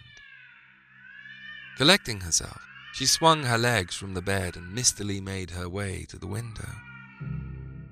The scream sounded again from somewhere in the night outside, but this time with an altogether more feline yowl. A neighborhood cat, Ruth told herself, prying at the door of its house to be let in. The scream came again. From behind her, Ruth heard the door open and turned to see her husband in the doorway. He'd been working late into the night, and the scream had brought him in search of companionship. His shirt was drenched with sweat, and his jaw was clenched flat in fear. The cat's scream had frightened him, and he didn't want to face it alone, she said later. He had a folk fear. An atavistic kind of fear of something going way, way back. Of course, he knew better. He was a very intellectual man and not a superstitious person, and so he was both frightened and fascinated by his fear. Maybe the source of it all can be traced back to the fairy tales told to him by his mother. She, like many others of her calling, used to control her charges by frightening them half to death. She was strongly aided by the Russian folktale tradition, which makes the Brothers Grimm seem like very tame stuff. In the Russian Little Red Riding Hood, for example, the wolf is split open down the front and dies, all covered with innards and gore. But the effects of the dark fairy tales on the psyche of Val Lewton also blessed him with a remarkable skill for storytelling. On one occasion, Selznick had purchased the rights to a story only to decide that it wouldn't make a good film after all. He shopped it around for a few months with no takers, and hoping to recoup some of his money, told Lewton, a natural-born raconteur, to go on over to Samuel Goldwyn's offices and do his best to sell it. Lewton arrived and, summoning up his most dazzling powers of storytelling, proceeded to dramatically retell the tale to a spellbound Samuel Goldwyn. By the midway point in Lewton's tale, Goldwyn's eyes had begun to sprout tears. By the end, the man was positively inconsolable, weeping openly and unashamedly. Satisfied that he'd sold the story successfully, Lewton asked him what he thought. Goldwyn snatched up his handkerchief, wiped his eyes dry, and said, "It stinks." Crestfallen, Lewton returned to Selznick and told him what had happened.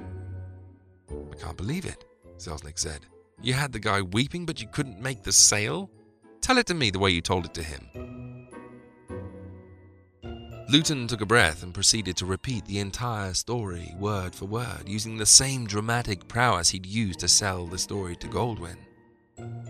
By the end of the story, Selznick, too, was weeping uncontrollably.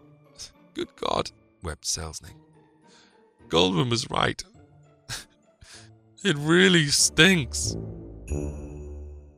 By now, Lewton's name was a buzzword in industry circles. Offers began to arrive discreetly from Selznick's rivals, all hoping to steal away the wonder kid who was making Selznick so successful. At dinner one evening, Lewton told his wife about an offer he'd received from Paramount, who wanted him as a producer for $100 a week. "How much is Selznick paying you?" Ruth asked. "I'm still on 75. "You should ask him for a raise," Ruth said. "You're obviously worth more." Lewton winced. "I don't know." "What are you talking about?" said his wife. "You've been with him for a few years now. You deserve a raise." "I don't like to ask people for things like that. I never know what to say. It makes me uncomfortable." Ruth glared at him. "You're worth $100 a week. It's shameful that he's never offered you a raise. Now be a man and go and see him about it tomorrow. Tell him you want $100 a week or you'll leave for Paramount." Lewton grimaced and mumbled that he'd try. Ruth's insistence on the point was fueled more by the principle of the thing than the prestige of being married to a man on executive wages. The money would certainly be nice, though. In 1937, there'd been a new arrival to the Lewtons' household, Val Jr., so a few extra dollars around the place would certainly help. The following day, he spent the morning trying to pluck up the courage to ask Selznick about an increase in his salary, but by lunchtime, he knew that despite Ruth's challenge, he just couldn't do it. Suddenly seizing on an idea, he snatched up the phone and called a friend at Macaulay Publishing, offering to write a quickie pulp thriller in return for an advance of $500 on his royalties. The friend agreed and wired the money over instantly. For the next 20 weeks, Lewton siphoned away $25 from this money and added it to his wage packet, proudly presenting Ruth with the grand sum of $100 a week, informing her that, overcome by a burst of bravery, he'd stormed into Selznick's offices and demanded a raise just as Ruth had asked. The book he wrote for Macaulay Publishing was entitled Where the Cobra Sings, a tale that he published under a new alias, Cosmo Forbes, so as to disguise the fact that he'd written it. He was therefore slightly amused when one day in his office, he was informed that the agents of Cosmo Forbes had arrived to speak with him. Into his office were shown a pair of agents, a husband and wife as it turned out, who told him that they could get the screen rights to Where the Cobra Sings if he wanted them for Selznick. "So let me get this straight," Lewton said, trying not to smile. "You represent the author Cosmo Forbes." "That's correct," the husband said. "We're in constant contact with him and can easily secure the screen rights. Just say the word." Lewton held his tongue and told the pair that if they could bring Cosmo Forbes to his office, then he'd be willing to discuss acquiring the rights to the novel. Eagerly they agreed and promised to have Cosmo Forbes in his office within a week. Lewton put a call into the studio's investigators and asked them to make inquiries about the pair. As it transpired, the duo were indeed a newly minted pair of agents who, despite their best efforts, hadn't done the greatest job of disguising the fact that they were small-time operators. They'd rented and furnished a shabby office in downtown Hollywood, and to give the impression that they were affluent and influential, had used their life savings to buy a mink coat for the wife. Lewton chuckled and wondered exactly how the pair were going to play the situation. Would they arrive back at his offices in a week with the news that Cosmo Forbes was a recluse, but that the rights were in the bag? Or would they turn up with a fake Cosmo Forbes and hope to hoodwink him? Lewton asked the studio investigator to keep his eye on them and went back to work. A few days later, the investigator called him and told him that the pair had pawned the expensive mink coat in order to fund a trip to New York so that they could track down Cosmo Forbes. Deciding that the joke had gone far enough and not wanting to see the couple made destitute, he had them brought to his office, revealing that they were wasting their time and that they were actually in the presence of Cosmo Forbes himself. Soon afterwards, Lewton was having lunch with one of Selznick's agents, who after a few too many drinks, let slip that one of Lewton's employees, a producer, had been offered an important job at a rival studio and had accepted. "He said nothing to me about it," said Lewton, puzzled. "Oh," frowned the agent. "Hey, looks like I may have spoken out of turn then. Don't say anything, will you?" Lewton agreed to keep the news under his hat, although secretly he was annoyed. Days passed, and still the producer in question had not approached him to tell him that he'd be leaving. Finally, a note arrived, but instead of a polite missive to tell Lewton that he was departing, it was a handwritten request that read, "Please send down a list of the 12 best comedy drama scripts we have on file." Lewton showed the note to Peter Viertel, his assistant. "Look at this," he said. "That son of a bitch is going off to another studio and he's going to steal from our files to make himself a big shot there." "Why don't you confront him?" said Viertel. Lewton explained that he couldn't, as he promised the agent that he'd keep the news secret. He thought for a moment. "I have an idea," he said. That night, with the help of Viertel, he drew up a list of 12 fictional script names, apparently written by 12 writers who did not exist. The following day, he sent the list to the producer and waited to see what would happen.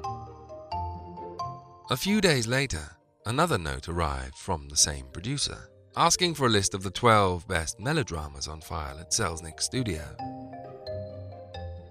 Again, Lewton closeted himself away with Peter Viertel, and together they dreamed up another 12 fictional script titles by 12 fictional authors.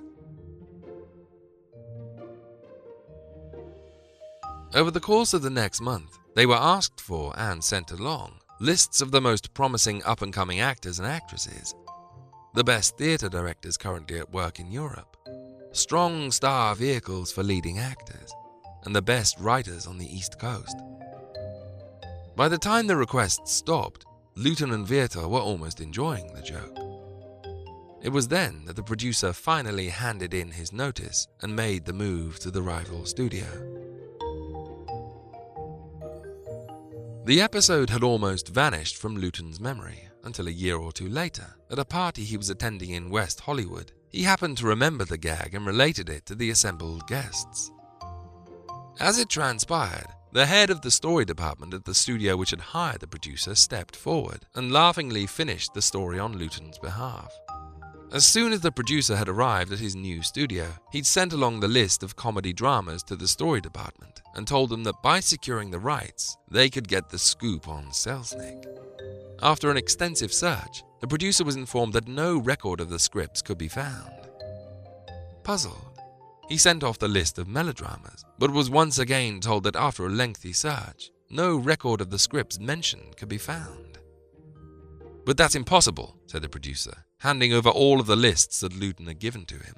"How can a story department with over 18 readers employed not find a collection of scripts that Selznick's team of 4 have not only found, but assessed?" Each list was researched and checked twice, and the producer was told in no uncertain terms that there was nothing wrong with the 18 readers. We've checked with publishing firms, public and university libraries, and with the Library of Congress, he was told. No such titles exist. The reason our 18 readers have never covered the material which was covered for you at Selznick is because you've obviously been made the victim of a hoax. According to the party guest, the producer in question had been the laughing stock of the studio, and his career there had died soon afterwards. By 1942, Lewton's apprenticeship at the feet of David O. Selznick had entered its 8th year, and despite his status as the only guy in Hollywood who could change Selznick's mind, Lewton had begun to realize that there would only ever be one man in control at Selznick's studio. He had, in his own words, gone as far as he could under his boss. By chance, it was then that he received a job offer from RKO Studios.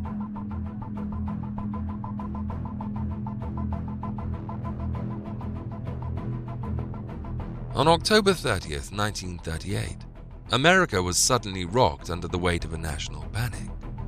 Alien beings had landed in the heartlands and were exterminating the human race. Ladies and gentlemen, my aunt. Ladies and gentlemen. Ladies and gentlemen, here I am, back of a stone wall that adjoins Mr. Wilmer's garden. From here, I get a sweep of the whole scene. I'll give you every detail as long as I can talk and as long as I can see. More state police have arrived. They're drawing up a cordon in front of the pit. About 30 of them.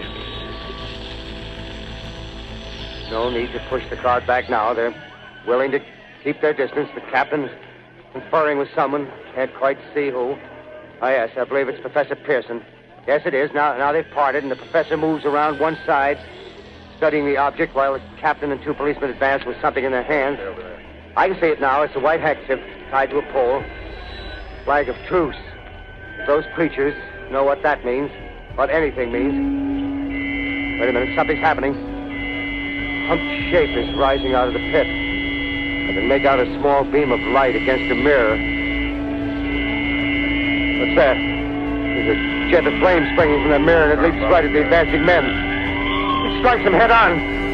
Oh, Lord, they're turning into flames. Now the whole field's caught up by the wood, the barns, the gas tanks of the automobiles spreading everywhere. Coming this way now, about 20 yards to my right.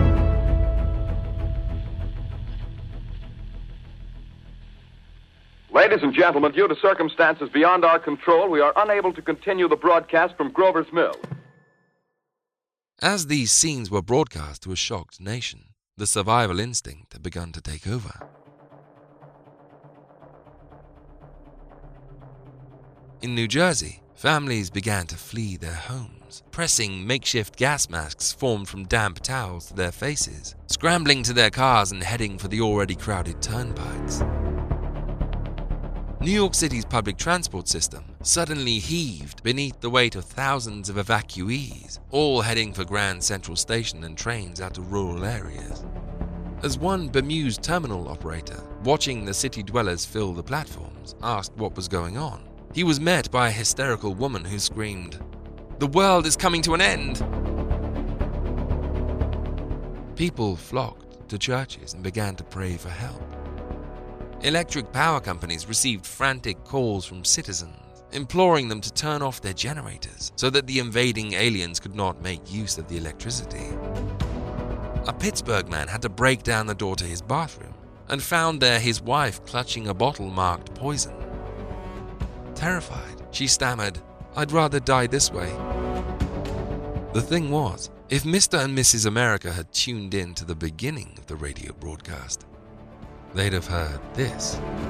The Columbia Broadcasting System and its affiliated stations present Orson Welles and the Mercury Theater on the Air in The War of the Worlds by H.G. Wells. The show in question was the Mercury Theater on the Air's adaptation of H.G. Wells' The War of the Worlds, directed and narrated by the most blazing dramatic talent the 1930s had ever seen, Orson Welles. Seeking to bring the original tale up to date, Welles had completely rewritten the story for the modern age and had chosen to broadcast it as a simulated news bulletin, reporting on the arrival and subsequent attack by invaders from Mars who were determined to eradicate all human life. The problem was that it was just too good. Now the smoke's spreading faster. It's reached Times Square. People are trying to run away from it, but it's no use. They're falling like flies. Now the smoke's crossing 6th Avenue, 5th Avenue, 100 yards away. It's 50 feet.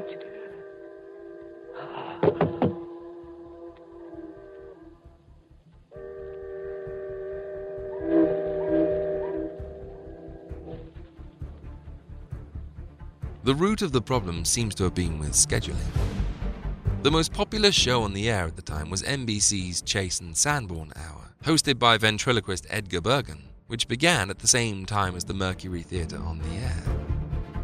The least popular section on Chase and Sanborn was when the musical guest showed up, in this case, at around 12 minutes in, by which time Wells' ultra-real War of the Worlds broadcast had begun. Listeners who didn't fancy much listening to Chase and Sanborn's musical guest, Nelson Eddy, flicked around on their radio sets for something else. Hooper Ratings, who later investigated, deduced that some 4 million Americans switched from Chase and Sanborn and found themselves suddenly listening to the pleasing sounds of dance music, which was soon cut abruptly short. Ladies and gentlemen, we interrupt our program of dance music to bring you a special bulletin from the Intercontinental Radio News. At 20 minutes before 8 Central Time, Professor Farrell of the Mount Jennings Observatory, Chicago, Illinois, reports observing several explosions of incandescent gas occurring at regular intervals on the planet Mars. The spectroscope indicates the gas to be hydrogen and moving toward the Earth with enormous velocity. At the Columbia Broadcasting Building, located at 485 Madison Avenue, New York, where Wells and the Mercury players were busy with their dramatic performance, CBS supervisor Davidson Taylor suddenly received a call. The caller demanded that Taylor interrupt the broadcast to assure listeners that the program they were hearing was a work of fiction. "We announced it at the beginning," said a puzzled Taylor. "Besides, the break is only a minute or so away." Irritatedly, he put down the phone and turned his attention back to his work. As the intermission approached, he noticed the studio doors opening repeatedly and dark figures slipping in. He exited his booth to find that the intruders were policemen. The phone rang again, this time answered by the show's producer, John Houseman, who found himself connected to a frantic voice who identified himself as the mayor of a small Midwestern town where mobs had begun to form in the streets. It was at that point that the studio doors burst open completely, and the studio itself was suddenly overrun. "The following hours were a nightmare," said Houseman. "The building was suddenly full of people in dark blue uniforms. Hustled out of the studio, we were locked in a small back office on another floor. Here we sat, incommunicado, while network employees were busy collecting, destroying, or locking up all scripts and records of the broadcast. Finally, the press was let loose upon us, ravening for horror. How many deaths have we heard of? What do we know of the fatal stampede in a Jersey Hall? What traffic deaths? The suicides? Haven't you heard about the one on Riverside Drive?" Paul White, the head of CBS News, was hustled into an office and given a hastily assembled explanation to read out on the air, explaining that while it might have sounded real, the dramatic broadcast was a work of fiction, and aliens were most definitely not invading the Earth. In the corner of a room, he saw Orson Welles, shock clouding his face, being screamed at by high-level CBS executives. The telephone switchboard, a vast sea of light, could handle only a fraction of incoming calls, said White. The haggard Wells sat despondent. "I'm through," he lamented. "Washed up." I didn't bother to reply to this highly inaccurate self-appraisal. I was too busy writing explanations to put out on the air, reassuring the audience that it was safe. I also answered my share of incessant telephone calls, many of them from as far away as the Pacific coast. Wells and his actors were spirited quickly out of the studio's rear doors and told to make themselves scarce, while CBS worked on controlling the situation. Wells himself hopped into a cab and made his way to the Mercury Theatre itself to join an all-night rehearsal of their forthcoming play, Danton's death. As he passed through Times Square, he was faced with a giant illuminated billboard, which displayed the headline, "Orson Welles Causes Panic."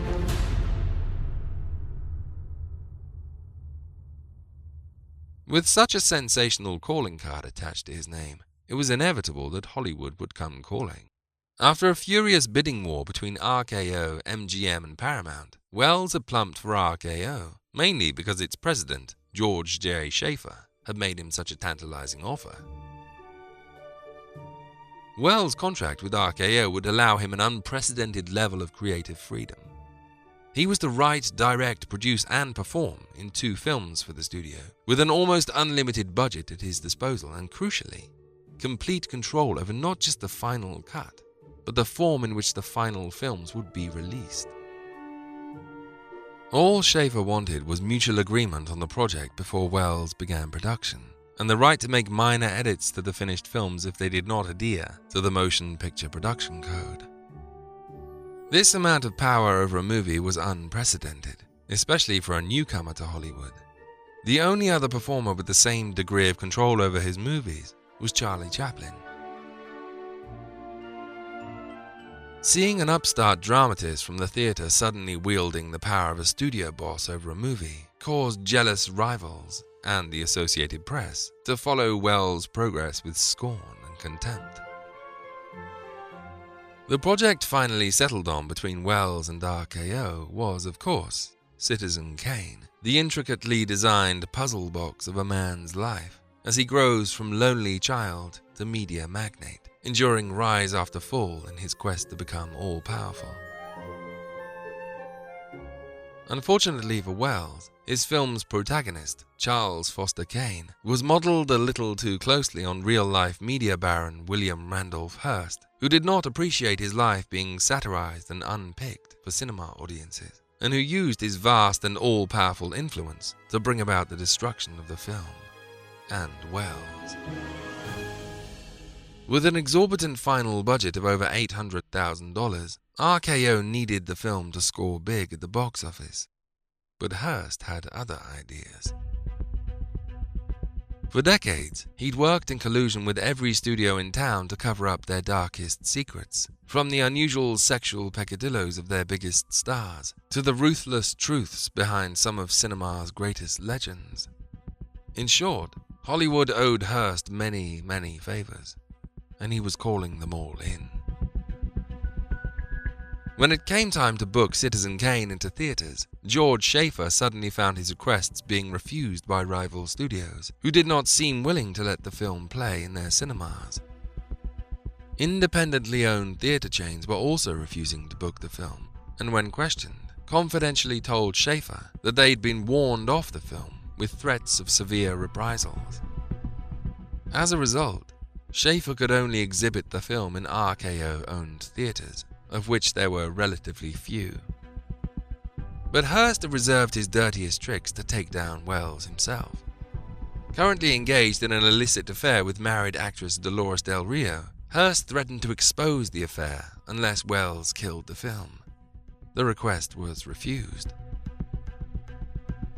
One afternoon, while journeying back to his hotel room, Welles was pulled aside by a policeman as he tried to enter, and informed that in his hotel room, a 14-year-old girl had been hidden in his wardrobe, with instructions to emerge half naked when Welles entered, upon which 2 photographers were to pop out from the bathroom and document an apparent affair between Welles and this child. Welles fled the hotel before the plan could be put into operation, and for the next few months had RKO's security guarding his rooms wherever he stayed. A week before the premiere, George Schaefer was approached by a stranger who offered him the sum of $842,000 in exchange for all prints of the film, including the negative. Schaefer inquired as to what would happen if he did hand them over, and was politely told that they would all be heading for the nearest incinerator. Bravely, Schaefer refused the offer, which could have paid for all the production costs on the film, and chose to release it anyway, confident that somehow, once word leaked about Welles' masterpiece in the making, the money would come back to RKO eventually. Unfortunately for Schaefer, the tenacious grasp of Hearst's influence was too far-reaching, and despite good notices from the few critics willing to defend the film, it limped home on its initial run, having lost the gigantic sum of $160,000. For Wells' second film as director, The Magnificent Ambersons, the stops were once again pulled out as he spent lavishly on his adaptation of the Booth Tarkington novel that follows the fortunes and misfortunes of a wealthy Midwestern family as they see their beloved world pass before their eyes at the turn of the century.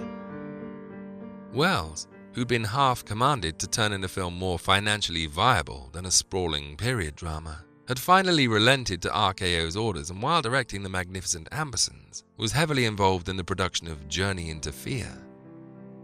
By fair means or foul, and with the help of RKO's talented stable of directors and editors, Wells managed to shoot his opus, and then leapt on a plane to Mexico to star in Journey into Fear. Editing on Ambersons was mainly performed by Robert Wise and Mark Robeson, who spent hundreds of frustrating hours on the telephone trying to decipher not just Wells' crackled instructions, but also his vision for the film, which between Mexico and Hollywood became incredibly mangled. "I didn't know what the hell was going on half the time," Robert Wise said of the experience. "We tried for clarification over the telephone, and the problems of just getting through to him were enormous. Then when we reached him, we usually couldn't hear him because of the connections. It was a nightmare." Eventually, RKO executives were presented with Wells' completed film, which ran for 148 minutes, far longer than most movies being lapped up by audiences at the time, and certainly not a length that RKO were used to marketing. At a test screening in Pomona, audiences reacted terribly to the film. "Never in all my experience in the industry have I taken so much punishment or suffered as I did at the Pomona preview," wrote George Schaefer to an eagerly expectant Wells. "They laughed in the wrong places. They talked at the picture, they kidded it, and did everything that you can possibly imagine. It was like getting one sock in the jaw after another for over 2 hours." A second screening a week later produced an identical response, and now terrified of seeing another fortune go up in smoke, RKO executives decided that enough was enough. Their fabulous dramatic prodigy was sinking the studio around him, and drastic steps needed to be taken. The RKO executives demanded that Wells edit the movie into something more manageable, and having just arrived back in Hollywood, he spent the following week reducing the film down to please their request. The movie he submitted to them was now 131 minutes, just 17 minutes shorter than the original cut. Frustrated beyond reason, the executives took the film from Wells' hands and entrusted it to their most obedient editors, Robert Wise and Mark Robeson, who worked around the clock for almost a month to distill the movie further. The film finally released by RKO had a new running time of just 88 minutes, having shed a full hour from Wells' original version. It had cost RKO a crippling $1 million to produce, and upon its release, lost the studio an estimated $620,000.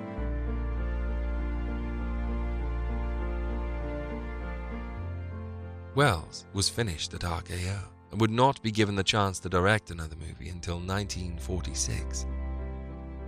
Following him through the door was George Schaefer, Wells' biggest supporter, which left the job of RKO president suddenly vacant. The man they hired to turn the studio around was the former head of their theater chain, Charles Kerner, who decided that artistic ambitions and critical plaudits were all very well, but what the weakened and embattled RKO needed more than anything else was money. RKO's B-movie division, headed by Lou Ostro, which was turning out movies starring characters such as the Saint and the Falcon, had been practically keeping the ailing studio afloat during Schaefer's tenure. And while these cheap potboilers had always been looked down upon by the RKO executives as some kind of necessary evil, Kerner knew different. These films cost nothing to make, and were profitable even if they only scored minor success. The problem was that the B-movie division was a little directionless. A few thrillers, a few comedy vehicles, a mystery or two, and a western, but no single genre upon which the division could clearly focus their efforts. That was when Kerner began to notice that Universal Studios, situated just across town, was making a killing with their newly resurrected horror department. When this dead hand moves, the monster created by a man they called Mad is turned loose to strike terror into the hearts of men, to shock women into uncontrolled hysteria, to prey upon the innocence of children. This is the story you've heard about, talked about, the spine-tingling, blood-chilling story that stuns your emotions. Frankenstein. In 1938, the shock hit of the year had not been a prestige piece or a costume epic saturated in studio money. Instead, the double feature re-release of Dracula and Frankenstein had swept millions upon millions of dollars from a horror-hungry public back to Universal. Seeing an opportunity, they'd rushed their horror department back into action and had scored monumental success with just a few sequels to earlier hits such as Son of Frankenstein, The Invisible Man Returns, and The Mummy's Hand.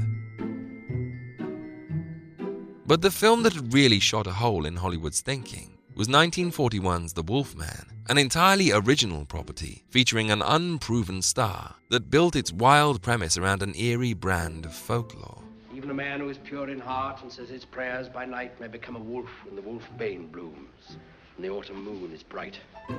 4 months after its original release, it was still playing to sold-out houses, and by the year's end, had single-handedly paid for all of Universal's production costs for 1941. Not bad for a film that had cost just $180,000 to make, roughly 1/6 of the cost of Orson Welles' The Magnificent Ambersons. No wonder that at RKO, the Universal horror films were being referred to by the new president as the Midas Productions.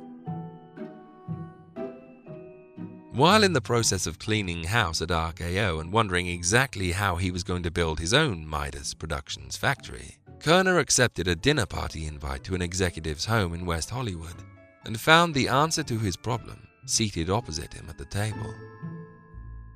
For many years, the name of Val Lewton had blown Kerner's way whenever talk had turned to the subject of reliable Hollywood producers. And as the evening progressed, Kerner became convinced that Lewton, long renowned as one of the most important factors in the success of David O. Selznick, was the perfect man to head up his new department. As the party around them began to mill and disperse, Kerner asked Lewton how he felt about horror movies.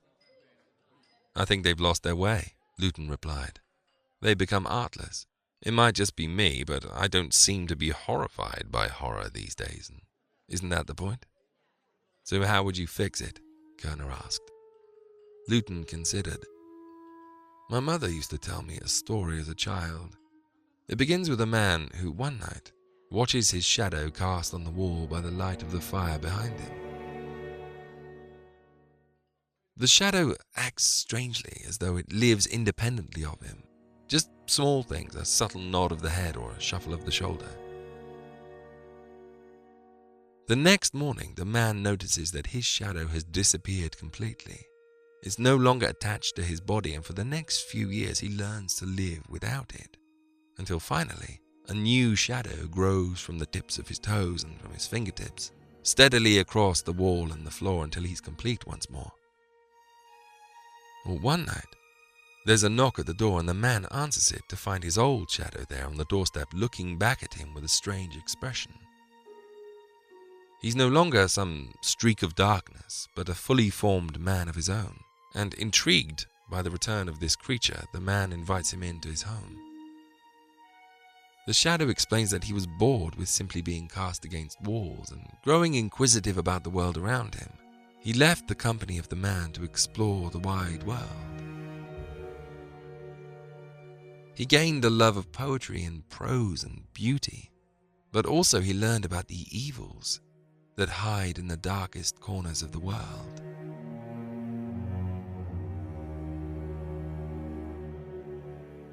The man and the shadow become good friends, but while the shadow seems to grow fatter and happier, the man himself seems to grow thinner and more downhearted, until finally he had become, pun intended, a shadow of his former self.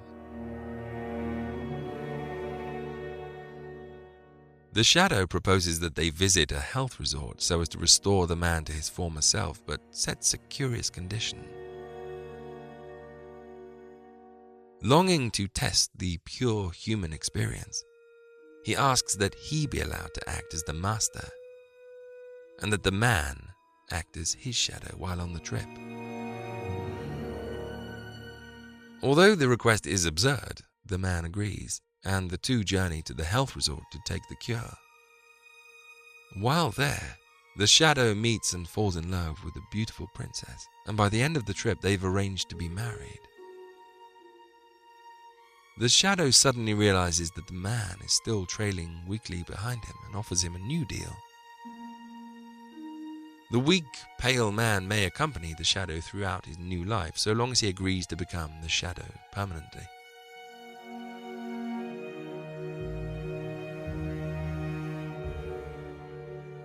Suddenly coming to his senses, the man refuses and threatens to tell the princess that the shadow is merely that, and that he is the mortal man. But the shadow reaches the princess first, and faking distress, he tells her that his shadow has gone mad. He fancies that he's become a real man, the shadow says, and that I am his shadow. To protect the man she loves, the princess has the man executed.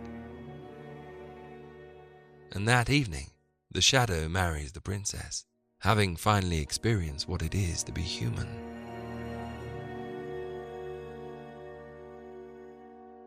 So the shadow wins, said Kerner. Lewton nodded. Sticks on your shoulder, doesn't it? Like a crow, said Kerner. You know why? Said Lewton. Why? Because there's something more inherently terrifying about a shadow than a B-movie actor with yak hair on his cheeks. Kerner smiled. Mr. Lewton, how would you like a job?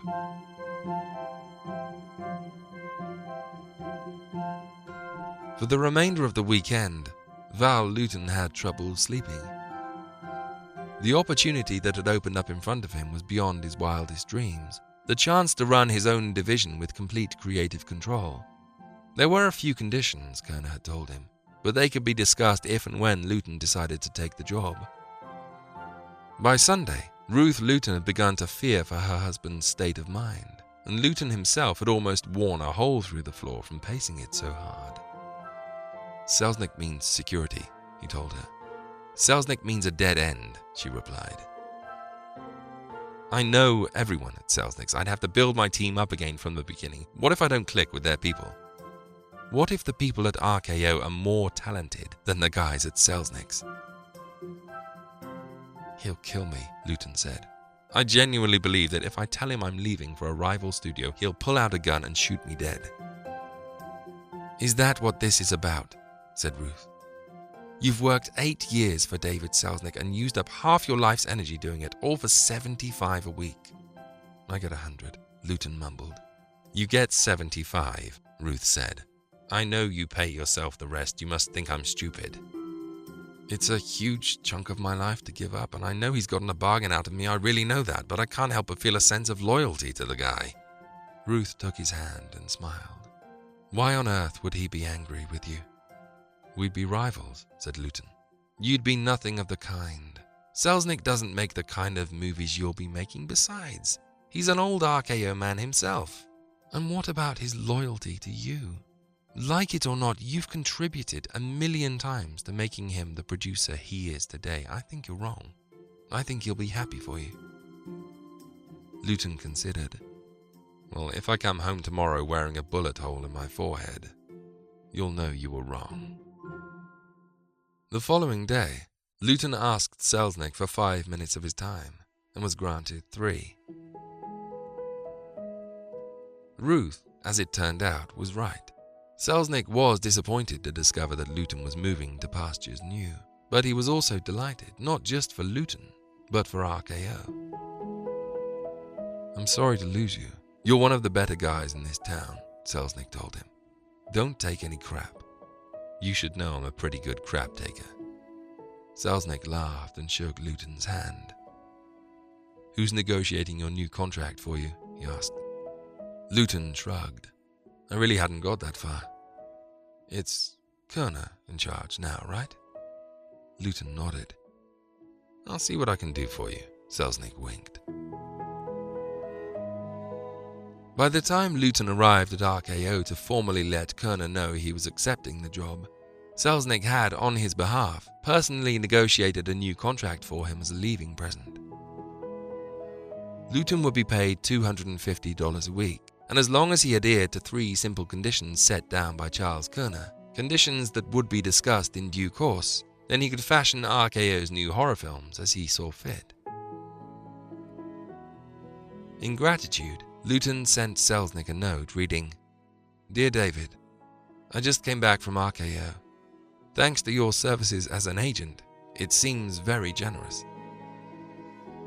My task is to initiate a program of horror pictures to be made at comparatively low cost in order to compete with the Universal horror pictures, which can cost upwards of $300,000. I feel I can do this quite easily as the Universal people spend a lot of money on their horror product, but not much on brains or imagination. Thank you again for everything. Your friend, Val.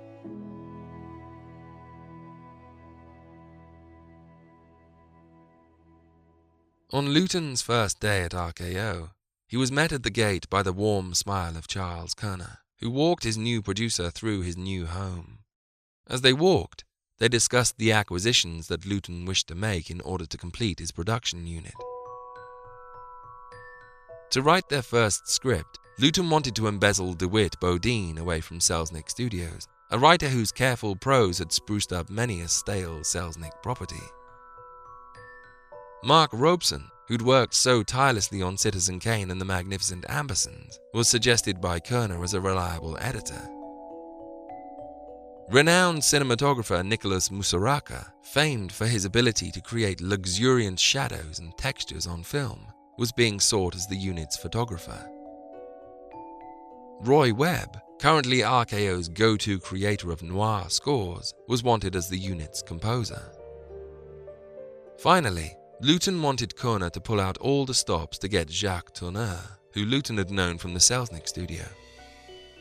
During filming of Selznick's A Tale of Two Cities in 1935, Selznick had overseen production on the first unit, being directed by Jack Conway. Lewton, however, had been assigned to oversee the production on the second unit, directed by Tourneur. While Selznick and Conway had spent the shoot arguing and battling to ensure their own creative visions would be realized, Lewton and Tourneur had enjoyed an almost vacation of sorts, completing their allotted shoot in record time and spending the rest of their days sailing. By the time production wrapped, the two men were the best of friends, and each swore to the other that they'd jump through hoops to work with each other again. For the past few years, Tourneur had been directing Z-list junk and crime thriller fillers, waiting for his next break. Each acquisition received the seal of approval from Kerner, who liked the fact that although Lewton had been brought aboard to focus on horror, he seemed desperate to inject an air of quality. When I asked you to work for RKO, said Kerner as they arrived back at his office, I told you that you could have complete creative control over your productions as long as you adhere to 3 conditions. I think before we go any further, I ought to explain to you exactly what those conditions are.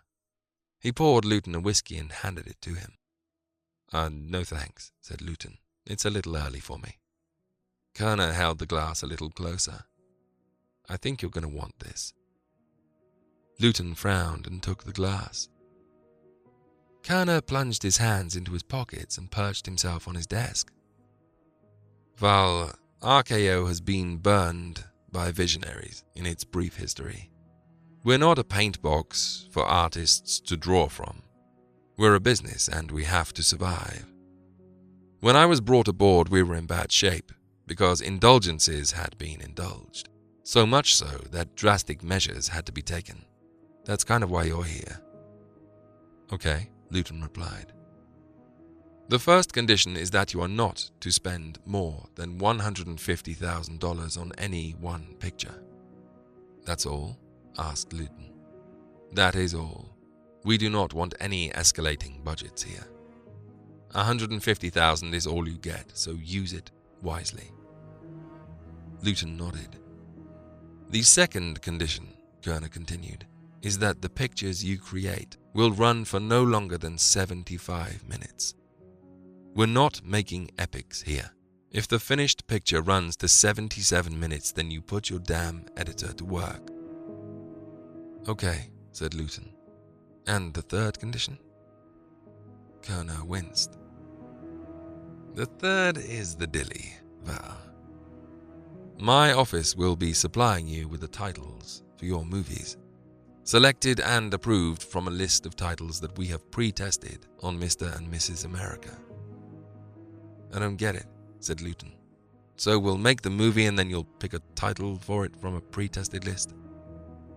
The other way around, smiled Kerner. We'll supply you with the title. You go and make the film to fit it. That's insane, said Lewton. Those are the conditions, said Kerner. You're gonna do a great job. Lewton grimaced, then tipped up his glass and swallowed the whiskey in one. I've already chosen your first picture, said Kerner. I was thinking the other day, vampires and werewolves and man-made monsters have really had their day. But nobody's done much with felines yet. Here's the title of your first movie. He reached down, took a card from the desk and handed it to Lewton, who looked down to see 2 words typed neatly in the middle. Cat people, he read aloud. Cat people, smiled Kerner. Let's see what you do with that.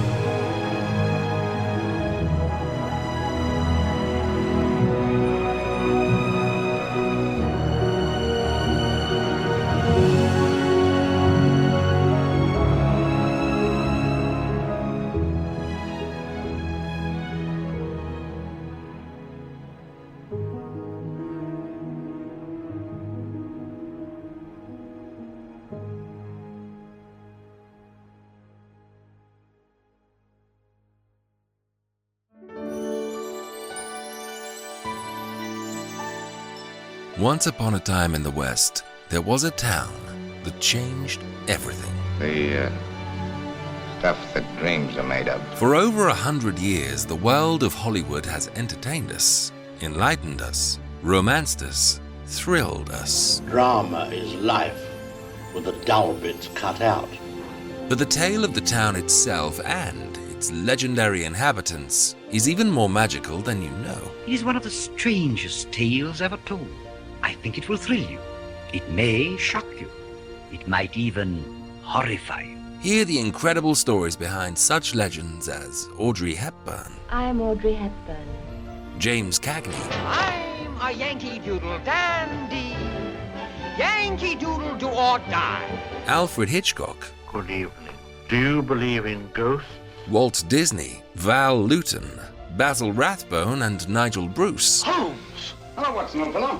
Good to see you again. The Warner Brothers, and countless others.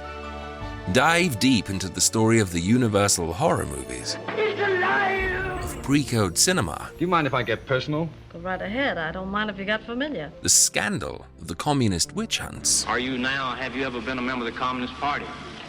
I believe I have the right to be confronted with any evidence which supports this question. And a mysterious unsolved murder whose solution may be too terrible to comprehend. His death and the effect it had on the movie community are all but forgotten. The people involved, long gone and buried. Well, all but one. And this is only the surface. Carrie, the complete story of Cary Grant. You know, I've never been a joiner or a member of any particular social set, but I've been privileged to be a part of Hollywood's most glorious era. Thin, the story of the Thin Man movies. Are you packing, dear? Yes, darling, I'm just putting away this liquor.